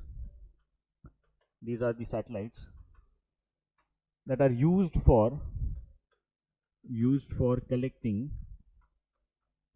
These are those satellites that are used for collecting information about Earth's surface. Information about Earth's surface. Right? They collect information about Earth's surface from orbits. From orbits, they collect information about Earth's surface. And which would be the preferred orbit? Preferred orbit would be low Earth orbit. Right? In the low Earth orbit, we prefer to launch remote sensing satellites. Okay? Now, they work on one very important principle. Which is that principle? They work on one very important principle, and that principle is that every object on Earth's surface, has unique spectral fingerprint. Every object on Earth's surface has unique spectral fingerprint. That is the principle on which remote sensing satellites work.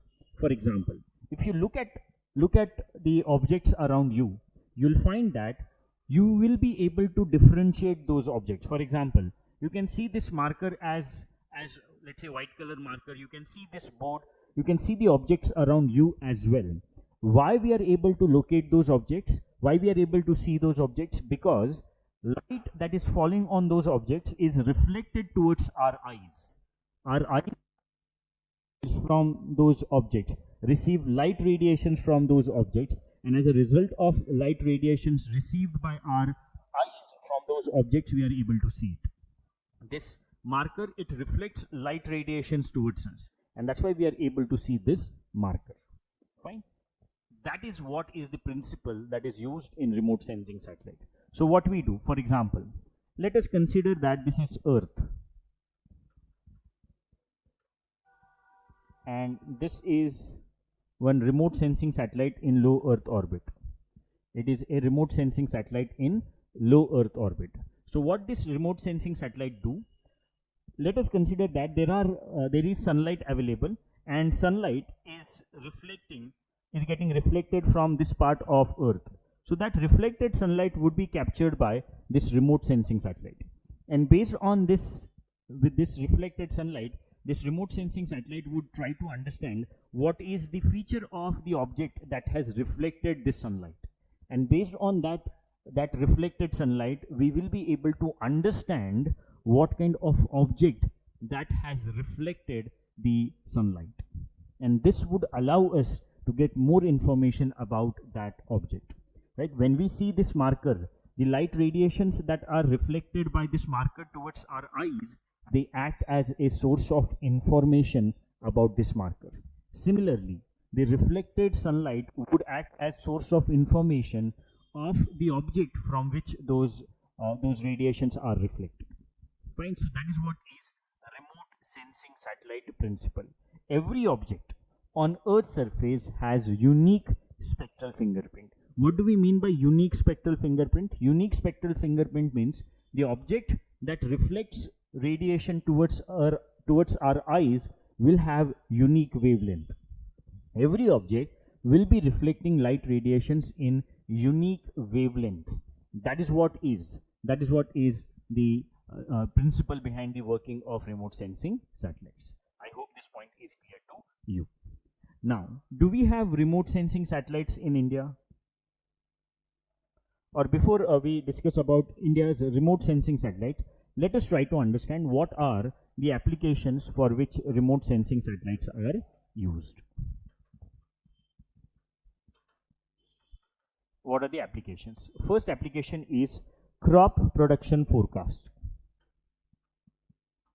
Crop production forecast. Right.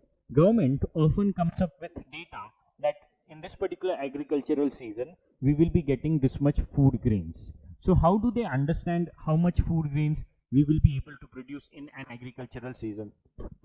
That they can understand based on remote sensing satellites. So crop production forecast is an application of remote sensing satellites. Second application is urban planning and rural development.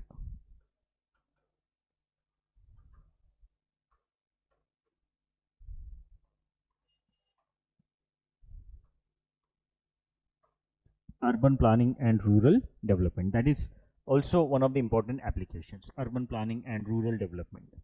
Next, third application of remote sensing satellite is coastal studies. We will be able to carry out coastal studies. Is there any kind of sea erosion that is happening? Is there any kind of coastal erosion that is happening because of rising sea level or not? We will be able to understand based on remote sensing satellites. It would also be important for forest cover mapping. It is also important for forest cover mapping. That means we will be able to know how much area is under forest in a particular region based on remote sensing satellites. Then it is also important for climate change studies.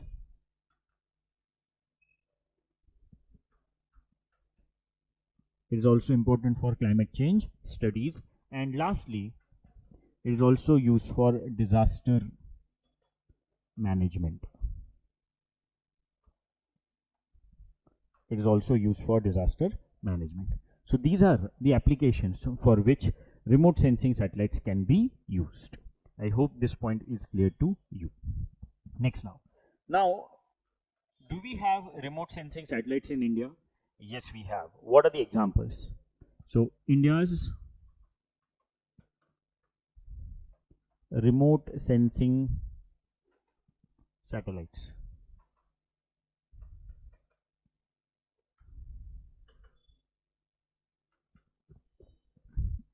India's remote sensing satellite.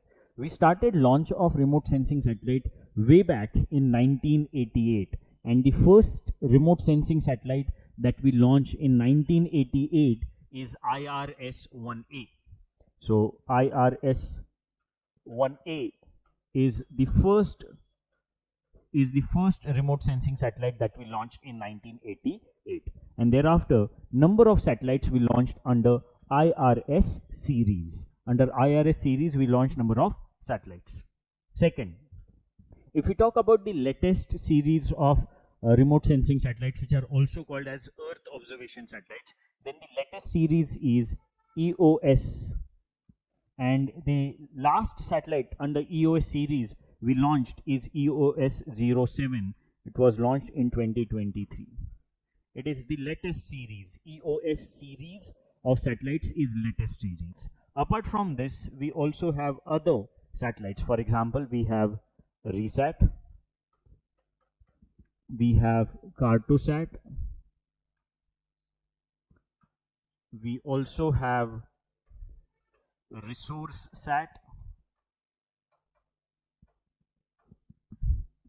right? So these are some of the satellites, some of the remote sensing satellites that we have in India. And now one more satellite I would write here, but this is the satellite that has not been launched as of now, but it is one of the most important developments that would be happening maybe in 2025. It was when 2024 began, it was said that in 2024 this satellite would be launched, but unfortunately this has not been launched as of now. Right now we are in November 2024 and this satellite has not been launched as of now, and that's why we can say that this would be the development for 2025. So the satellite is, I'm writing here, it is NISAR satellite. Very important development from your exams point of view. What is NISAR?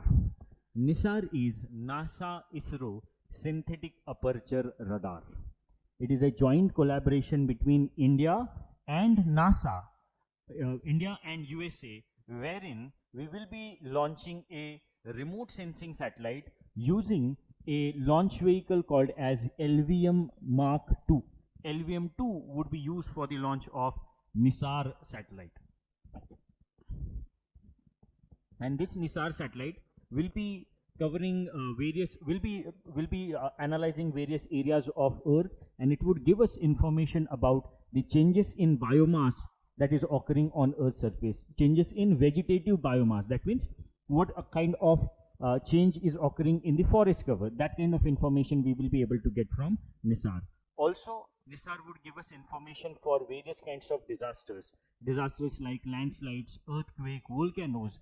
These disasters we will be able to track based on a satellite that is to be launched called as NISAR satellite. So very important development. Please keep a track of it. Fine. So that is what is remote sensing satellites that we have in India. If you want, you can take a screenshot. Next now.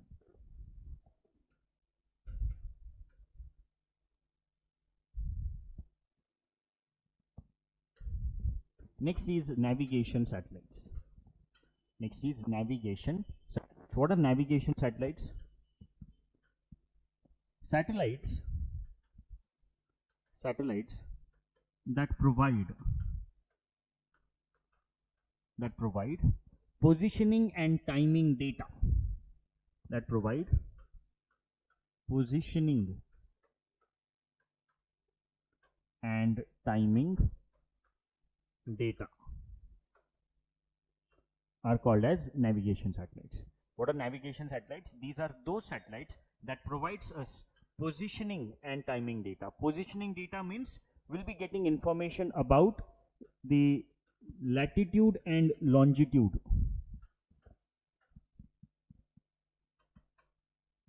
of the location. Right? What kind of information we'll be able to get? Latitude and longitude information we can get from the navigation satellite. So that information is called as positioning data. Also, we can get timing data from the navigation satellites. Timing data means time at a particular location. We can get information about the time at a particular location with the help of navigation satellites. And what is the preferred orbit for navigation satellites? If it is a global navigation satellite, then the preferred orbit is medium Earth orbit. We have already discussed this point. Okay? Now, these navigation satellites can be used for two types of applications.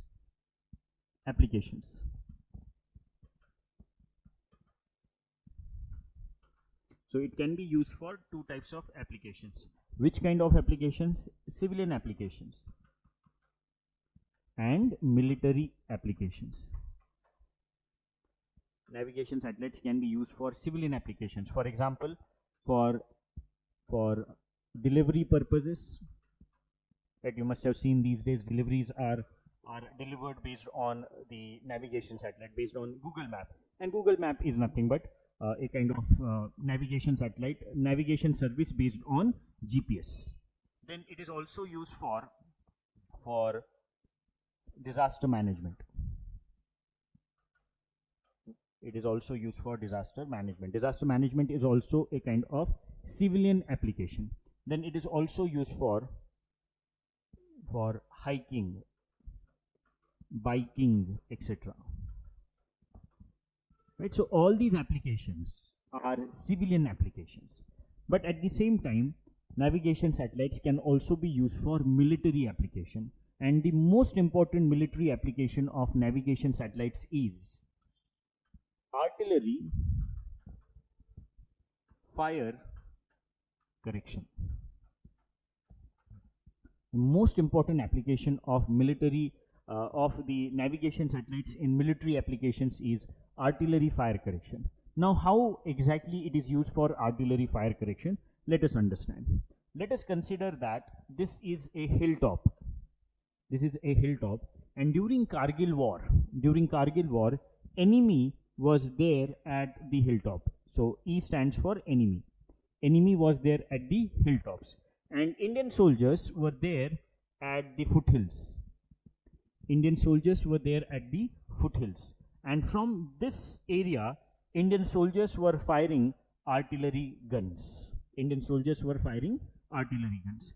Now, if artillery guns are fired at this particular point, are they of any use? Are those artillery gunshots are of any use? No, they are not of use. So what we need to make sure that there are proper coordinates, proper latitude, longitude coordinates are there with the soldiers, so that they can fire their artillery guns at the right locations of enemy. And that kind of application is called as artillery fire correction. I hope this point is clear to you. So artillery fire correction is one of the most important applications of navigation satellites in military. Next. But apart from artillery fire correction, navigation satellites can also be used for border management.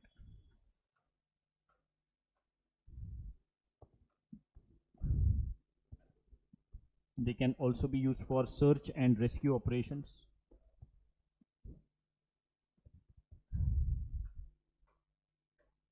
Search and rescue operations. Fine. So these are the applications of navigation satellites. And what are the examples? We have already discussed, but just for the sake of revision, first is GPS of NASA. Second is GLONASS of Roscosmos, Russian Space Agency. Third is Galileo of European Space Agency. Fourth is Baidu of CNSA, China National Space Administration, that is Chinese National Agency. Then we have IRNSS or NAVIC. It is of ISRO, right? It is India's navigation satellite system, but it is regional. It is regional one. And last is Quasi-Zenith. Quasi-Zenith is of Japan, JAXA. Quasi-Zenith is of JAXA. Right, so these are the examples of navigation satellite systems that you should be aware of. UPSC has asked a question in 2023's examination on quasi-zenith. Right, which of the following countries has its own navigation system? And option consisted of Australia, then Japan and other countries. So correct answer was Japan. Fine. Next now. So that is what is navigation satellites. We are going to discuss about navigation satellites in India, and we have two navigation satellite systems. First is IRNSS or NAVIC. First is IRNSS or NAVIC. So firstly, what is their full form? Indian Regional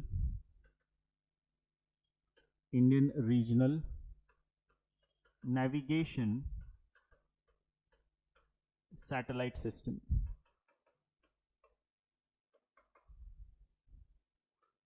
Indian Regional Navigation Satellite System. And NAVIC means navigation with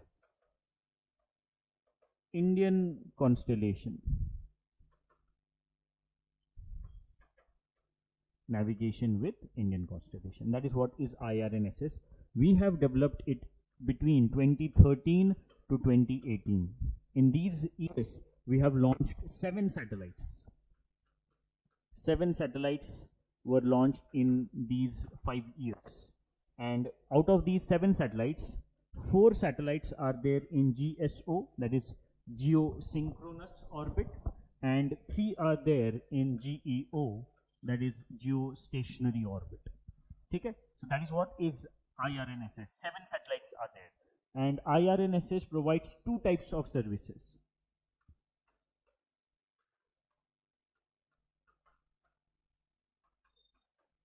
It provides 2 types of services. Which are those 2 types of services? First is standard positioning services. Standard positioning services, which are nothing but SPS. SPS are nothing but civilian services. Right, and we have already discussed what kind of civilian services are provided by navigation satellites. They are used for hiking, biking, delivery, disaster management, etc. And then they also provide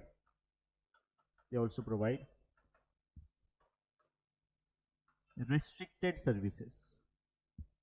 They provide restricted services, which are nothing but military services. So these are the 2 types of services provided by IRNSS. IRNSS can provide services in area in the Indian landmass. It can provide services to Indian landmass plus 1500 kilometers beyond. That is the area served by IRNSS or NAVIC.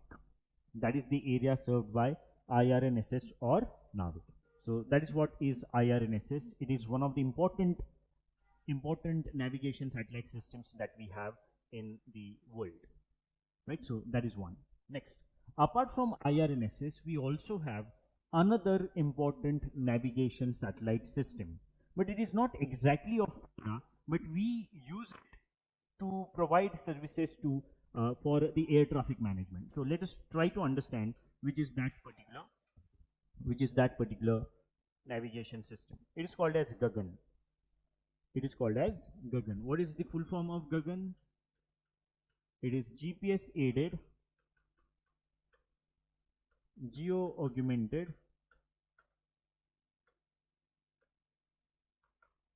navigation.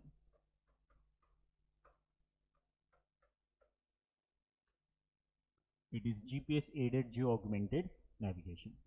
So what exactly is done under Gagan? Under Gagan, signals from GPS are used.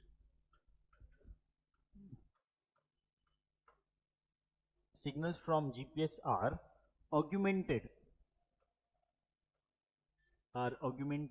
by Indian satellites. signals from GPS are taken, and those signals are augmented. Their quality is enhanced. They are made more India centric. They are augmented by Indian satellites launched in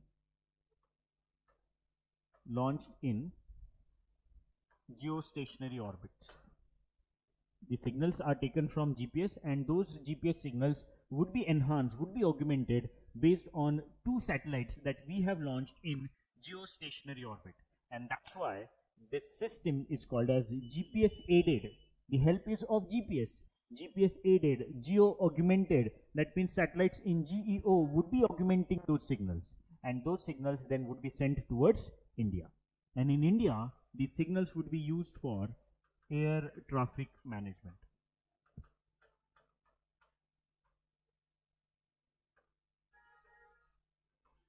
In India, those signals would be used for air traffic management. Okay?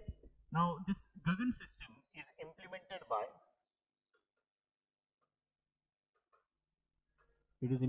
by ISRO, and this is important, ISRO and the Airport Authority of India.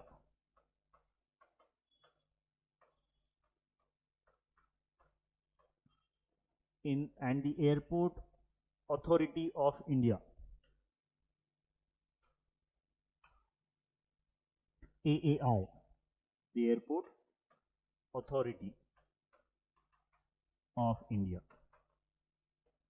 that is AAI. Fine, so that is what is the implementing agencies of Gagan, and Gagan has been developed in year 2001. It has been developed in year 2001. It is right now exclusively used for air traffic management over Indian airspace.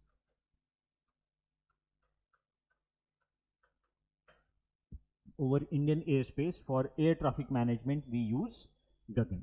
But it can also be used for maritime shipping, right? The ships that are moving from one area to another area in Indian Ocean region, they can be provided with the navigation services by Gagan. So that is what is Gagan. I hope this is clear to you. Next now. Next, so that is about navigation satellites. Now third type of satellites are communication satellites, which are nothing but telecommunication satellites. It's one and the same. So what is the preferred orbit for these communication satellites? It is GSO or GEO. Geosynchronous orbit or geostationary orbit is the preferred orbit for communication satellites. Now let us try to understand how exactly do they work. Let us consider that this is Earth, and on Earth there are 2 points, point A and point B. Point A and point B, right? And we want to establish communication between these 2 points, point A and point B. In these 2 points, we want to establish communication, right? Now, can we send radio waves from point A to point B directly? We cannot. Why? Because Earth's surface is curved, and that's why those radio waves sent from point A would be blocked after a particular point, and hence we won't be able to establish communication. And that's why what we can do, we can use satellites launched in various orbits, and especially in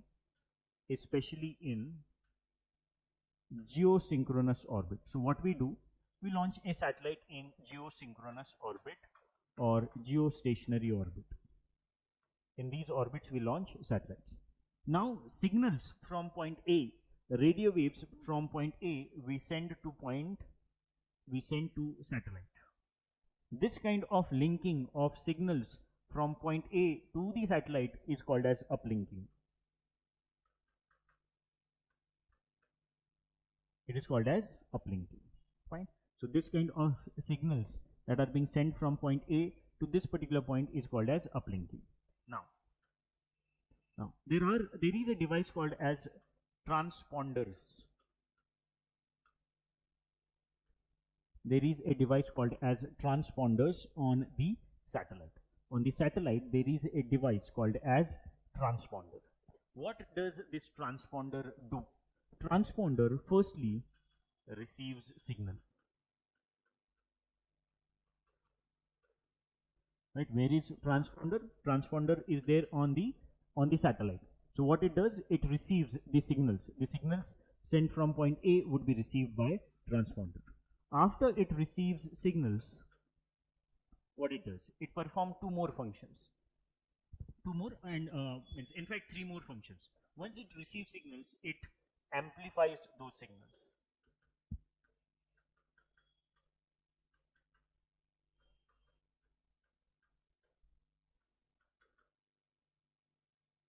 Right, what it does, it amplifies signal. Why?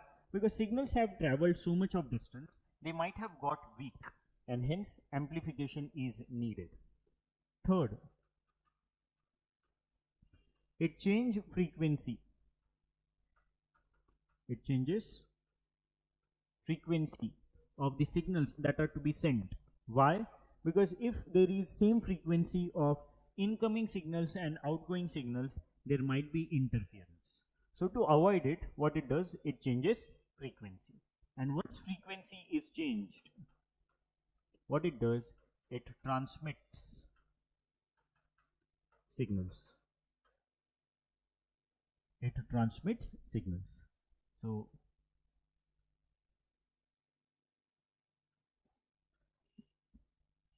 signals would be transmitted by transponder towards point B. This is called as downlinking.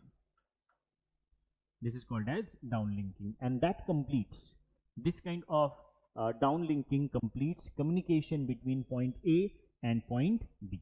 Right, so I hope this point is clear to you. So that is how communication satellites work. Fine. Transponder is an important device that is used for the telecommunication satellites. I hope this is clear to you. Now, do we have telecommunication satellites in India? Indian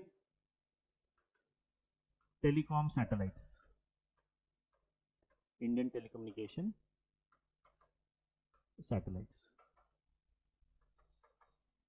So we launched our first telecommunication satellite way back in 1982, but unfortunately that satellite failed, and hence the successful satellite was launched in 1983, and that is INSAT. INSAT 1B was launched successfully in 1983. INSAT 1A failed, but that learning helped us launch a satellite in 1983 in a successful manner. Right, so that is one series that we have in India, INSAT series. The latest series is CMS. Latest series is CMS. CMS stands for communication satellites. So latest series of telecom satellites that we have in India is CMS, and we have started launch of the CMS series in year 2020. In year 2020 we started it. And apart from this, we also have one more series, and that series is called as GSAT series. That series is called as GSAT series. Fine, so that is what is telecommunication satellites in India. 3 series of telecommunication satellites are there: INSAT, CMS and GSAT. Fine, so that is what is telecommunication satellites. If you want, you can take a screenshot. Next, now we will move towards our discussion of astronomy satellites.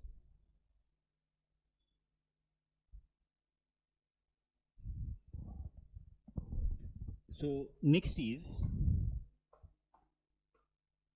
type of satellites are astronomy satellites. So what are astronomy satellites? Astronomy satellites are space-based observatories that are launched to observe the space. Space-based observatories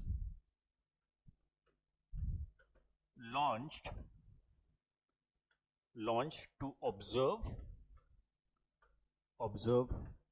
the space, and various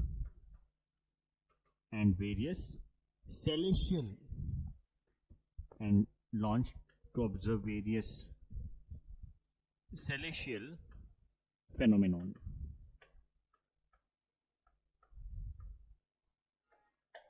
right? So that is what is space-based observatories. What are they? That is what is astronomy satellites. They are space-based observatories. That means, for example, let us consider that this is Earth, and this is one orbit of Earth. Let's say this is low Earth orbit.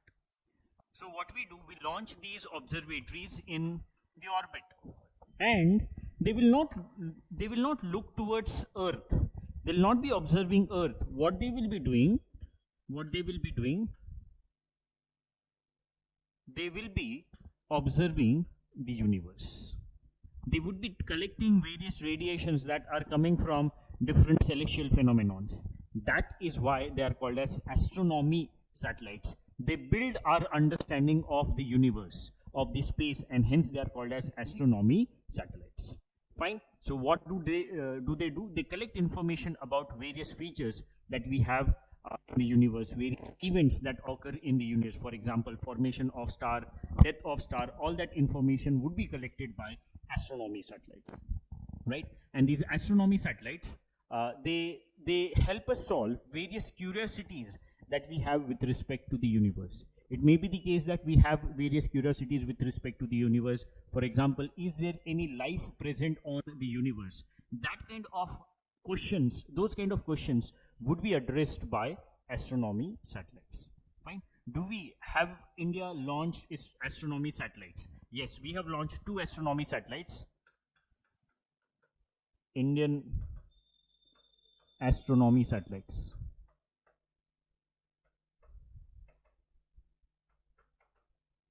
So 2 astronomy satellites have been launched till now. First launch was AstroSat. It was launched in 2015.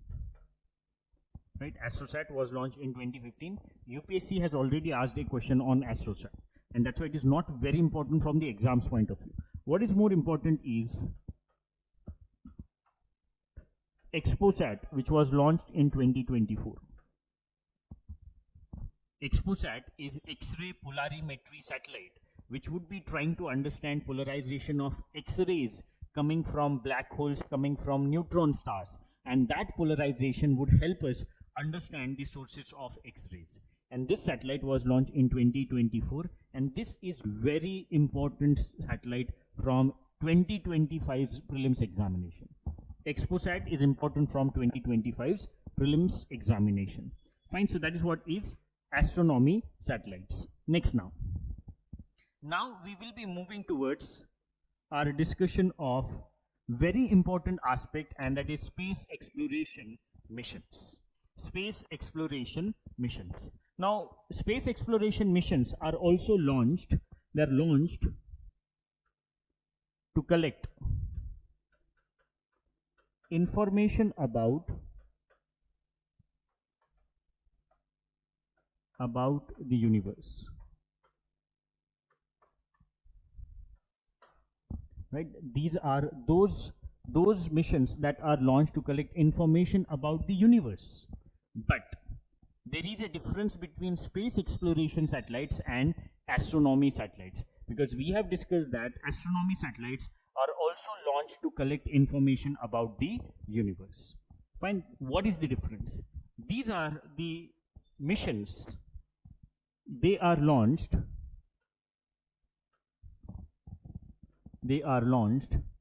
in the orbits of other celestial bodies. They are launched in the orbits of other celestial bodies, or they are beyond the orbits of Earth. They are beyond the orbits of Earth. That is the difference between astronomy satellites and space exploration missions. Space exploration missions go in the orbits of certain celestial bodies. For example, Chandrayaan. Chandrayaan is launched in the orbit of Moon. For example, Chandrayaan 1 and Chandrayaan 3 landed on the lunar surface. So that is the difference between astronomy satellites and space exploration missions. Astronomy satellites are launched in the orbits of Earth, and space exploration missions go in the orbits of other celestial bodies. What are the examples that we are going to discuss? Examples are Chandrayaan, Mangalyaan, then Shukrayaan, etc. Even Aditya L1, etc. Right, so these are the examples of space exploration missions. Let us discuss these missions one by one. Let us discuss these missions one by one, starting with Chandrayaan. Chandrayaan. What is Chandrayaan? Chandrayaan is lunar exploration mission of ISRO.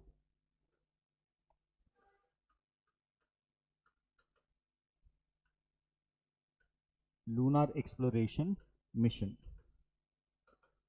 of ISRO. Fine. And when we have started Chandrayaan mission? We have started Chandrayaan mission in 2008. In 2008, we launched Chandrayaan 1.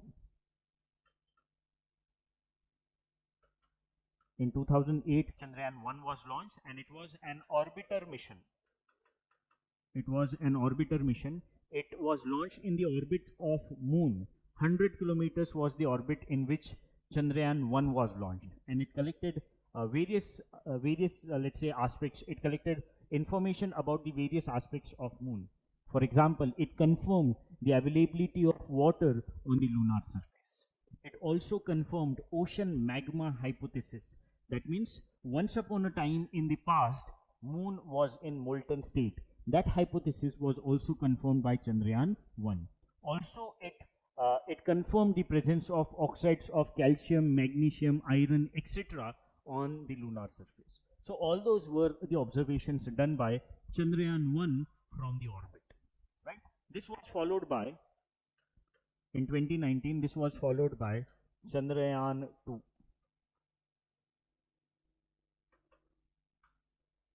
In 2019, we launched Chandrayaan 2. And Chandrayaan 2 consisted of 3 components: orbiter,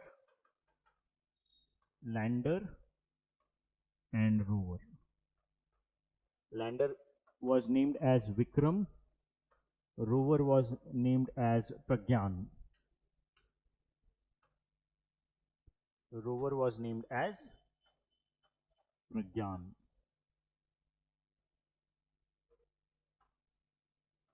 Pragyan. Fine. But unfortunately, you must be aware, Vikram crash landed, and that's why Pragyan also failed. Only orbiter was launched successfully under Chandrayaan 2. And this orbiter is functional even today. Even today, Chandrayaan 2's orbiter is active. In 2023, that is last year, Chandrayaan 3 was carried out. Chandrayaan 3 was carried out in 2023. And in this particular mission, we launched lander and rover. Only 2 components were there: lander and rover. Lander was named as Vikram,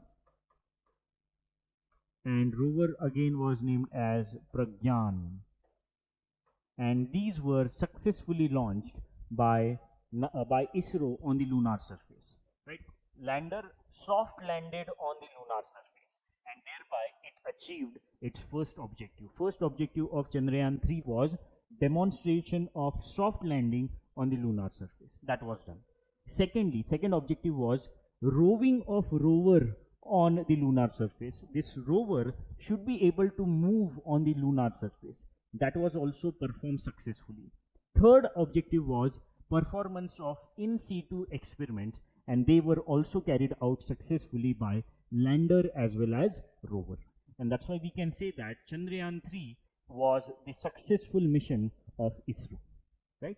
Now there are talks going on with respect to the upcoming let's say Chandrayaan 4 mission. It may be the case that Chandrayaan 4 would bring samples from the lunar surface. It would bring some samples from the lunar surface of the lunar soil. Right? So that is what is Chandrayaan 4, but it is upcoming development. So right now you should be aware of up to Chandrayaan 3. So that is what is Chandrayaan mission for the exploration of moon. Next mission is Mangalyaan. This is not very significant from today's point of view because this was launched way back in 2013. So what is Mangalyaan? Mars exploration mission.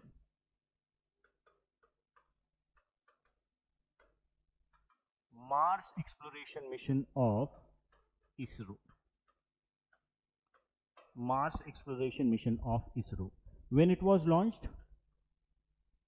Launched in 2013 and it entered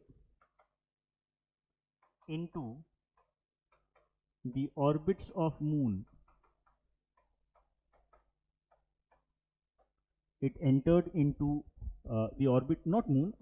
It entered into the orbits of Mars, not moon. It entered into the orbits of Mars in 2014.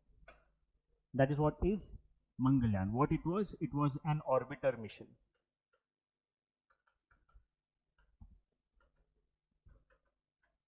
Right, it was an orbiter mission. It was launched in the orbit of Mars. It was launched using a launch vehicle called as PSLV. It was launched using PSLV. And this Mangalyaan will be having a follow-up mission called as MOM2. Mangalyaan is also called as Mars Orbiter Mission, abbreviated as MOM, and hence there is a follow-up mission that is called as MOM2. It would be launched, but when, that is not very clear as of now. When the Mangalyaan 2 would be launched, it is not very clear as of now. I hope this is clear to you. So that is what is Mangalyaan. Next mission is Shukrayaan. Now Chandrayaan and Mangalyaan have been launched. Shukrayaan, on the other hand, is an upcoming mission. An upcoming mission. It is an upcoming mission. For what? For the exploration of the twin planet of Earth, and that is Venus. For the exploration of the Venus. Right? Shukrayaan is for the exploration of Venus. Venus is considered as the twin planet of Earth. Next, it is an orbiter mission. It is an orbiter mission to be launched probably in 2031. Probably it would be launched in 2031. So that is what is Venus. So Venus has similarities with Earth, and those similarities with Earth would be explored by Shukrayaan mission of ISRO that will be launched in 2031, probably in 2031. Right? So that is what is Shukrayaan, to investigate moon's surface, atmosphere, and the composition of various elements on the Venus surface. That would be done by Shukrayaan. I hope this is clear to you. Next, now this is not very important from your exams point of view. Why? Because it would be launched in 2031. But often you may come across the news articles related to Shukrayaan, and that's why we have referred to it. Next and very important, Aditya L1. Next and very important is Aditya L1. So what exactly is Aditya L1? Let us try to understand. It is the mission for the solar exploration.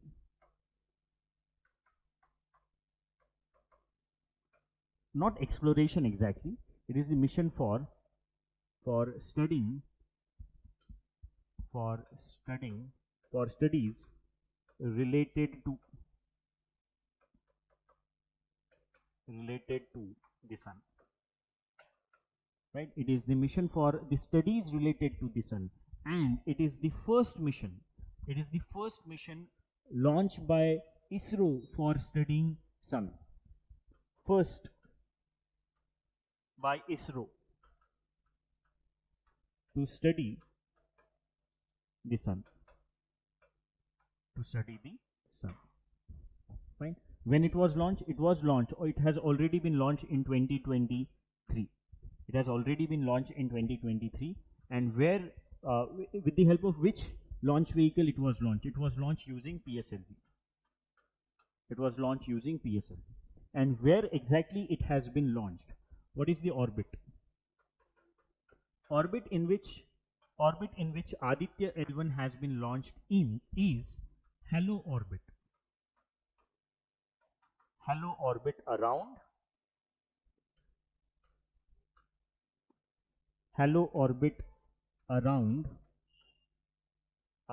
L1. Halo orbit around L1. What is L1? L1 is Lagrange point.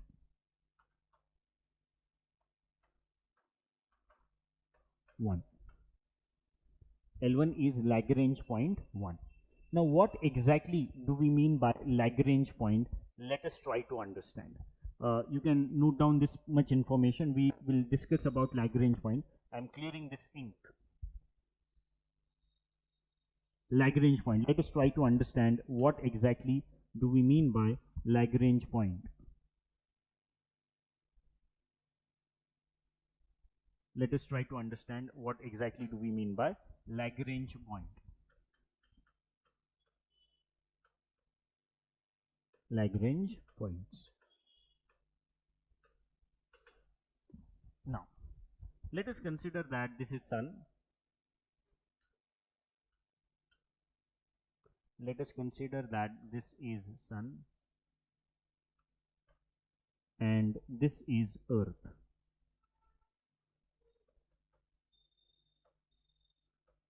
This is sun and this is earth. And let us consider that this is a small object, like let's say a spacecraft. Right? It is a small object like spacecraft. Now, sun and earth, being two larger bodies, exert gravitational force on this smaller body. This smaller body would be witnessing a gravitational pull of sun and also the gravitational pull of earth. Right? Why? Because these are very large bodies compared to the third body, which is very small. Fine. Now, in this space, there would be locations where the gravitational pull of two larger bodies like sun and earth would be balanced with respect to third smaller body. Third smaller body will not be witnessing gravitational pull of sun nor of earth. Such kind of locations where gravitational pull of two larger bodies is balanced is called as Lagrange point. What is Lagrange point? It is such a point on in the space where the gravitational pull of two larger bodies would be balanced with respect to third smaller body. There are 5 such points for Sun-Earth system where gravitational pull would be balanced. So which are those points? Those points are, first is L1, second is L2, third is L3, fourth is L4, and fifth is L5. Right, so these are the points. These are the points where gravitational pull exerted by sun and gravitational pull exerted by earth would be balanced. Those points are called as Lagrange points. I repeat, what are Lagrange points? Lagrange points are those points in the space where gravitational pull exerted by two larger bodies, in this case sun and earth are two larger bodies. Gravitational pull exerted by these two larger bodies with respect to third smaller body is spacecraft, is balanced. So that point, those points are called as Lagrange points, and we have these 5 points which are Lagrange points. These 5 points are Lagrange points. I hope this is clear to you. Clear? Next now where we have placed Aditya L1, we have placed Aditya L1 at this particular point, Lagrange point 1. What is the distance of Lagrange point 1 and Earth? This distance is 1.5 million kilometers. Approximately 1.5 million kilometers is the distance between Lagrange point 1 and Earth. What is the benefit of placing Aditya L1 at L1? What is the benefit? There are two important benefits. First, it requires minimum station keeping operations.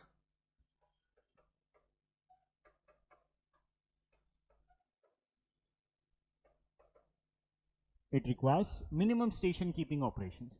Now, what is station keeping operations? Suppose we launched a particular satellite in the 500 kilometers orbit. Just example I am telling you. So, suppose we have launched a satellite in 500 kilometers orbit. Now, this satellite won't be able to remain in 500 kilometers orbit. It may come down at 450 because of the gravitational pull that Earth is exerting. And that's why what we have to do, we have to carry out station keeping operations. We have to fire its engines so that it would be taken again from 450 to 500. Such kind of operations are called as station keeping operations. In case of Aditya L1, minimum station keeping operations would be needed. Why? Because the gravitational pull of two larger bodies is balanced, and hence minimum station keeping operations would be needed. That is one. Second advantage is that Aditya can observe the sun without any interruption.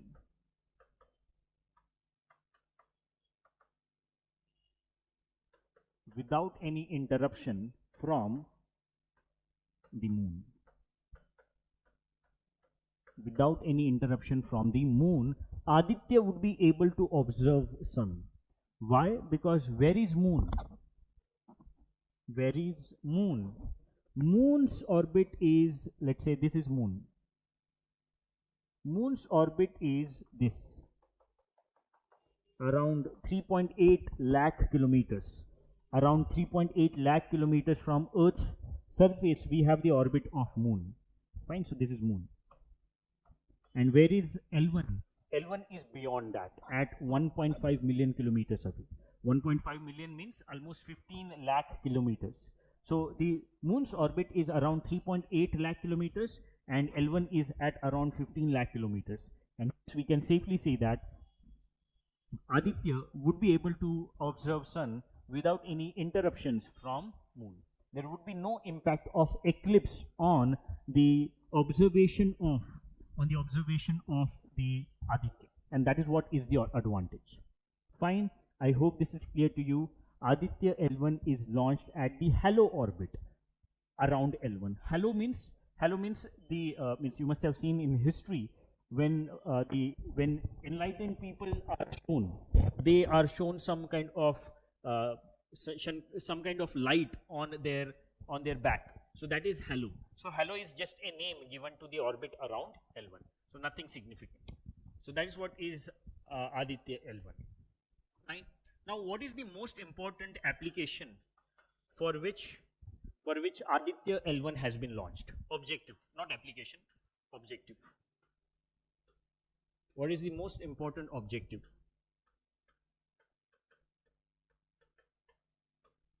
What is the most important objective for which Aditya L1 has been launched?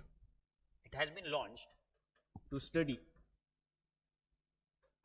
the formation of coronal mass ejection,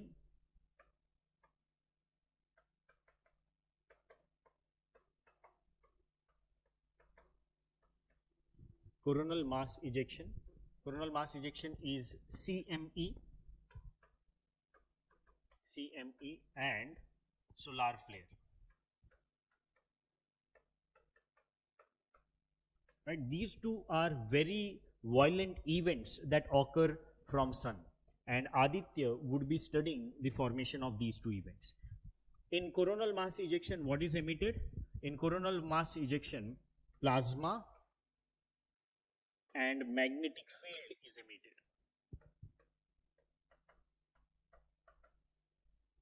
Right? And in solar flare is burst of electromagnetic radiations. Electromagnetic radiations are emitted from solar flare, and when they reach Earth, or when they reach in the influence of, or in the orbits of Earth, they may have their impact on the satellites, and hence we want to protect our satellites. If we want to protect our satellites, we need to understand what are the processes that are leading to formation of coronal mass ejection and solar flare. That would be studied by Aditya L1. Also, it is going to study the solar atmosphere, and that is solar corona. Solar atmosphere or solar corona would be studied by Aditya L1. So for these two important objectives, Aditya L1 has been launched, and it is carrying out different experiments from the orbit around L1. So that is what is Aditya L1. I hope this point is clear to you.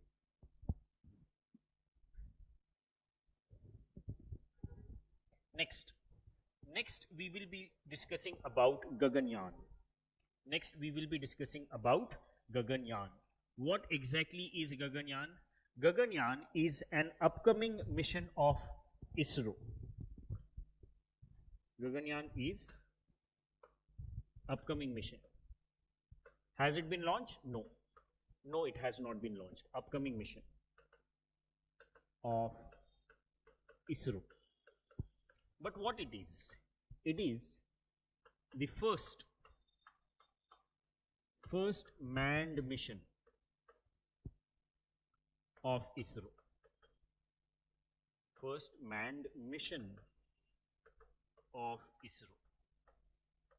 Right? ISRO has not taken human beings in space. That would be done under Gaganyaan mission. In this particular Gaganyaan mission, what will be done? 3 astronauts would be taken to the low Earth orbit of around 400 kilometers. 3 astronauts would be taken to 400 kilometers orbit. Right? They would stay there. These 3 astronauts would stay there in the 400 kilometers orbit for 5 to 7 days. For 5 to 7 days, they would be staying there. And after 5 to 7 days, they would be brought back safely on Earth's surface. Bring them back safely on Earth's surface. That is what is the objective of Gaganyaan mission to be launched by ISRO. Fine. This Gaganyaan mission, if successful, then India would become one of the few countries to demonstrate human space capabilities. Right? The human space capabilities is there with only few countries like USA, Russia, China, etc. With those countries, we will be able to sit. And that is what is one of the important objectives of Gaganyaan, to demonstrate human space flight successfully. Right? And in order to carry out this particular Gaganyaan mission, in this Gaganyaan mission, there would be 3 phases. There would be 3 phases in this Gaganyaan mission, and under these 3 phases, first 2 phases would be unmanned.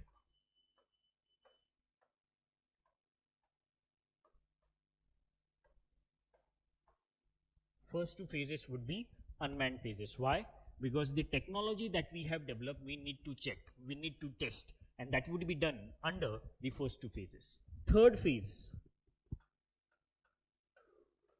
third phase would be manned phase, where astronauts would be carried to the space, right? And we have already selected 3 astronauts, and those 3 astronauts have been selected from Air Force. Indian Air Force has contributed in the selection of astronauts.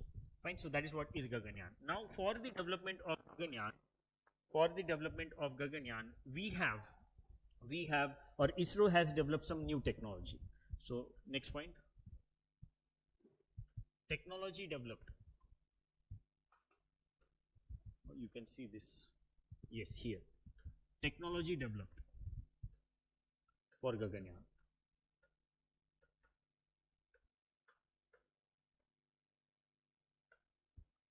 Technology developed for Gaganyaan. So what kind of technology has been developed by ISRO for Gaganyaan?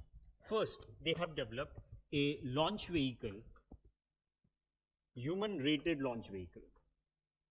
Human-rated launch vehicle.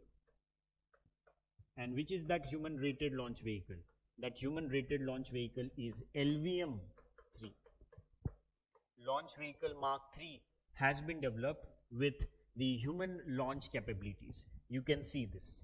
This is LVM. We have already seen that it has liquid core, 2 solid strap-ons, cryogenic upper stage. But along with that, this LVM has special features that would allow it to carry astronauts. And that special feature is the orbital module, which will be rotating in the orbits around Earth, and it also has crew escape system. So why it is called as human rated? Because it consists of crew escape system.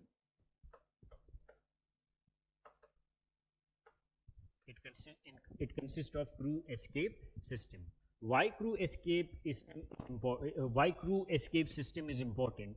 Crew escape system is important because this mission involves life, and hence we have to protect this life.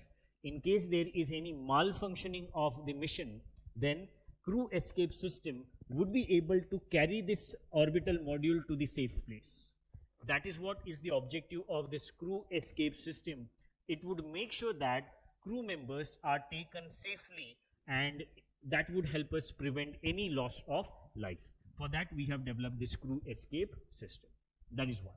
Second is orbital module.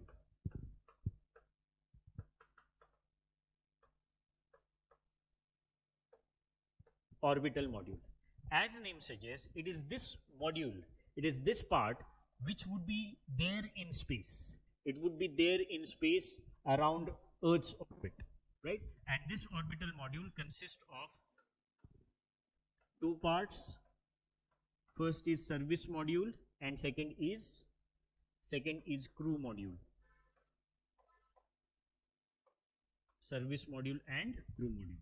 Service module means it would have engines that would be required for the orbital module. Orbital module also needs some power, and that would be provided by the service module. And crew module will be the place where astronauts would be living. Astronauts would be there in space for 5 to 7 days, and for those 5 to 7 days, they would be living in crew module. Third technology is Vyom-Mitra. Vyom-Mitra. What it is? It is a robot. It is a half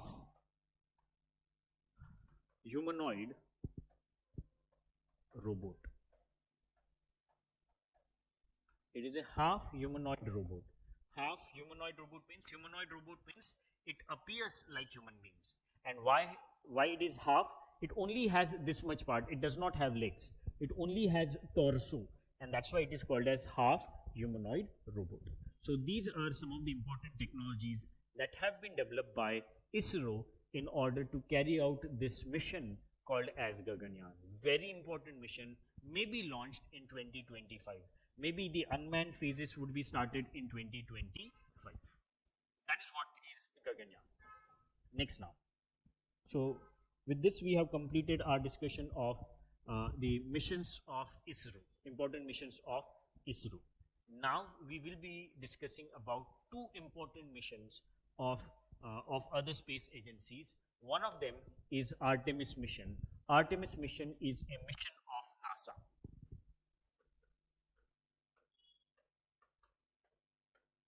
It's a mission by NASA. There are two objectives of Artemis mission.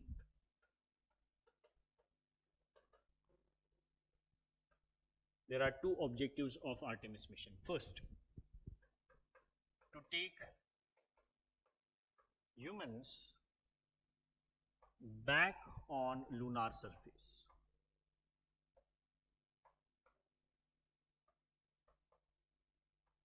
Right? To take humans back on lunar surface. Human beings would be taken back on the lunar surface under Artemis mission. And under Artemis mission, first woman would be taken to the moon, would be taken to the surface of moon, and also first black person, that means person of color, would also be taken on the lunar surface. That is one objective. Second, to use lunar surface,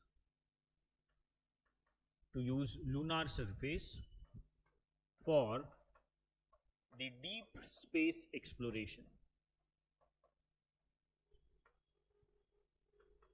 For the deep space exploration. Firstly,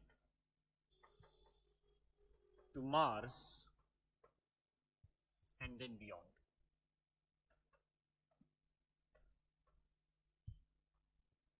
Firstly to Mars and then beyond. So Artemis mission would be making sure that there is a base on the lunar surface, and that base would be used for our future exploration of deep space, future exploration of Mars and then beyond.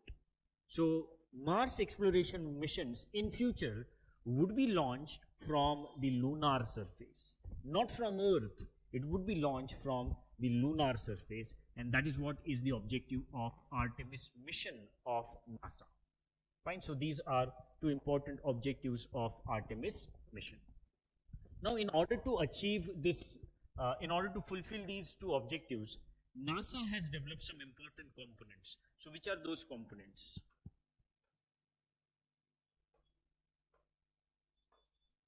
Components of Artemis mission. First is Space Launch System.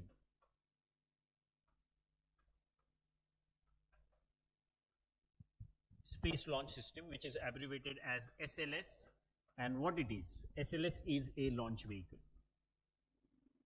It is a launch vehicle. It is the heaviest launch vehicle ever developed by humans. SLS would be used for Artemis mission. Second component, gateway. Second component is gateway. What is gateway? Gateway is a lunar outpost. Gateway is the lunar outpost. That means gateway would be there in the orbits of moon.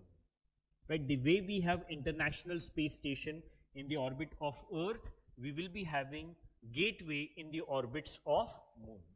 It is called as lunar outpost. Next, Orion. Orion. What is Orion? Orion is a spacecraft that would carry, it is a spacecraft that would carry astronauts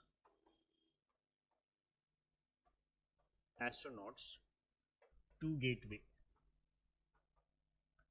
and back. Astronauts would be carried to gateway in a spacecraft. That spacecraft is called as Orion. Right? So that is third.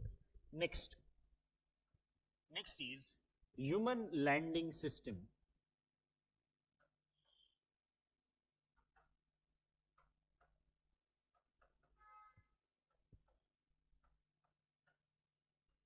Human Landing System, HLS.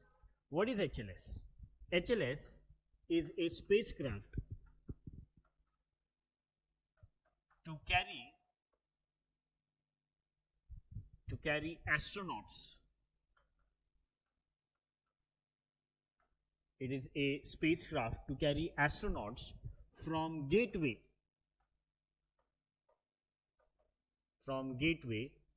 to the lunar surface.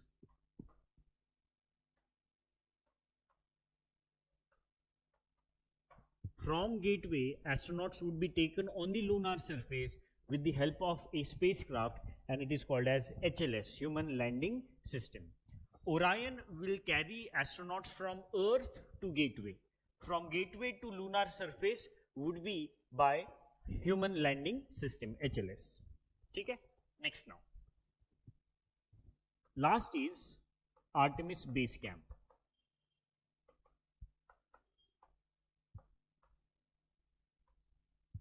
Artemis Base Camp. Artemis Base Camp is a kind of laboratory to be established on lunar surface.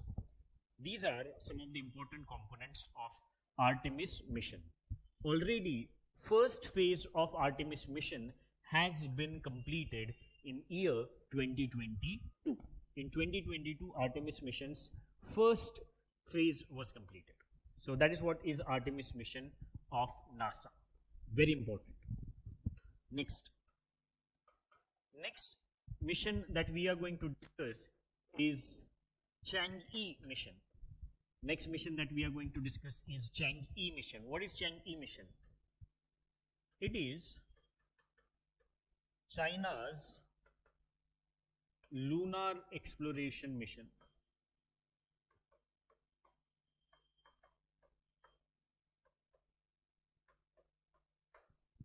Chang'e mission is lunar exploration mission, right? Lunar exploration means what they have done.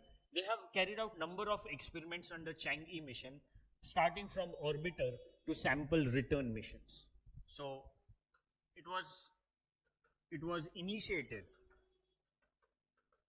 It was initiated in 2004. Chang'e mission was initiated in 2004. Chang'e 6 is the latest mission. It is the latest mission under Chang'e project. Under Chang'e project, Chang'e 6 is the latest mission, and what it has achieved, very important point. It has brought back samples.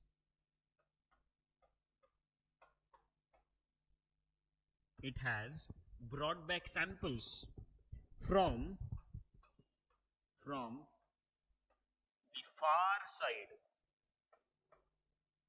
the far side, of the moon. What it has done? It has brought back samples from the far side of the moon. What is far side of the moon? From Earth's surface, we can see only one side of moon. Be it any place on Earth, we will be able to see only one side of moon. The other side of moon is always away from us. That side which is always away from us is called as far side of the moon. From this far side of the moon, Chang'e 6 has brought back samples. Fine.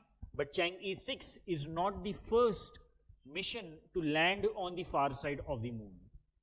Far side of the moon for the first time was explored by Chang'e 4. Chang'e 4 for the first time landed on the far side of the moon. Fine. So this is the latest mission under Chang'e project. Very important. It was performed this year in May 2024. In May 2024, Chang'e 6 mission was performed. They have brought back samples from the side which has not been explored anymore, right? Or which has not been explored till now. And that would help us understand what are the features of that far side of the moon. And that's why this mission is extremely significant mission. I hope this is clear to you. So with this, we have completed our discussion of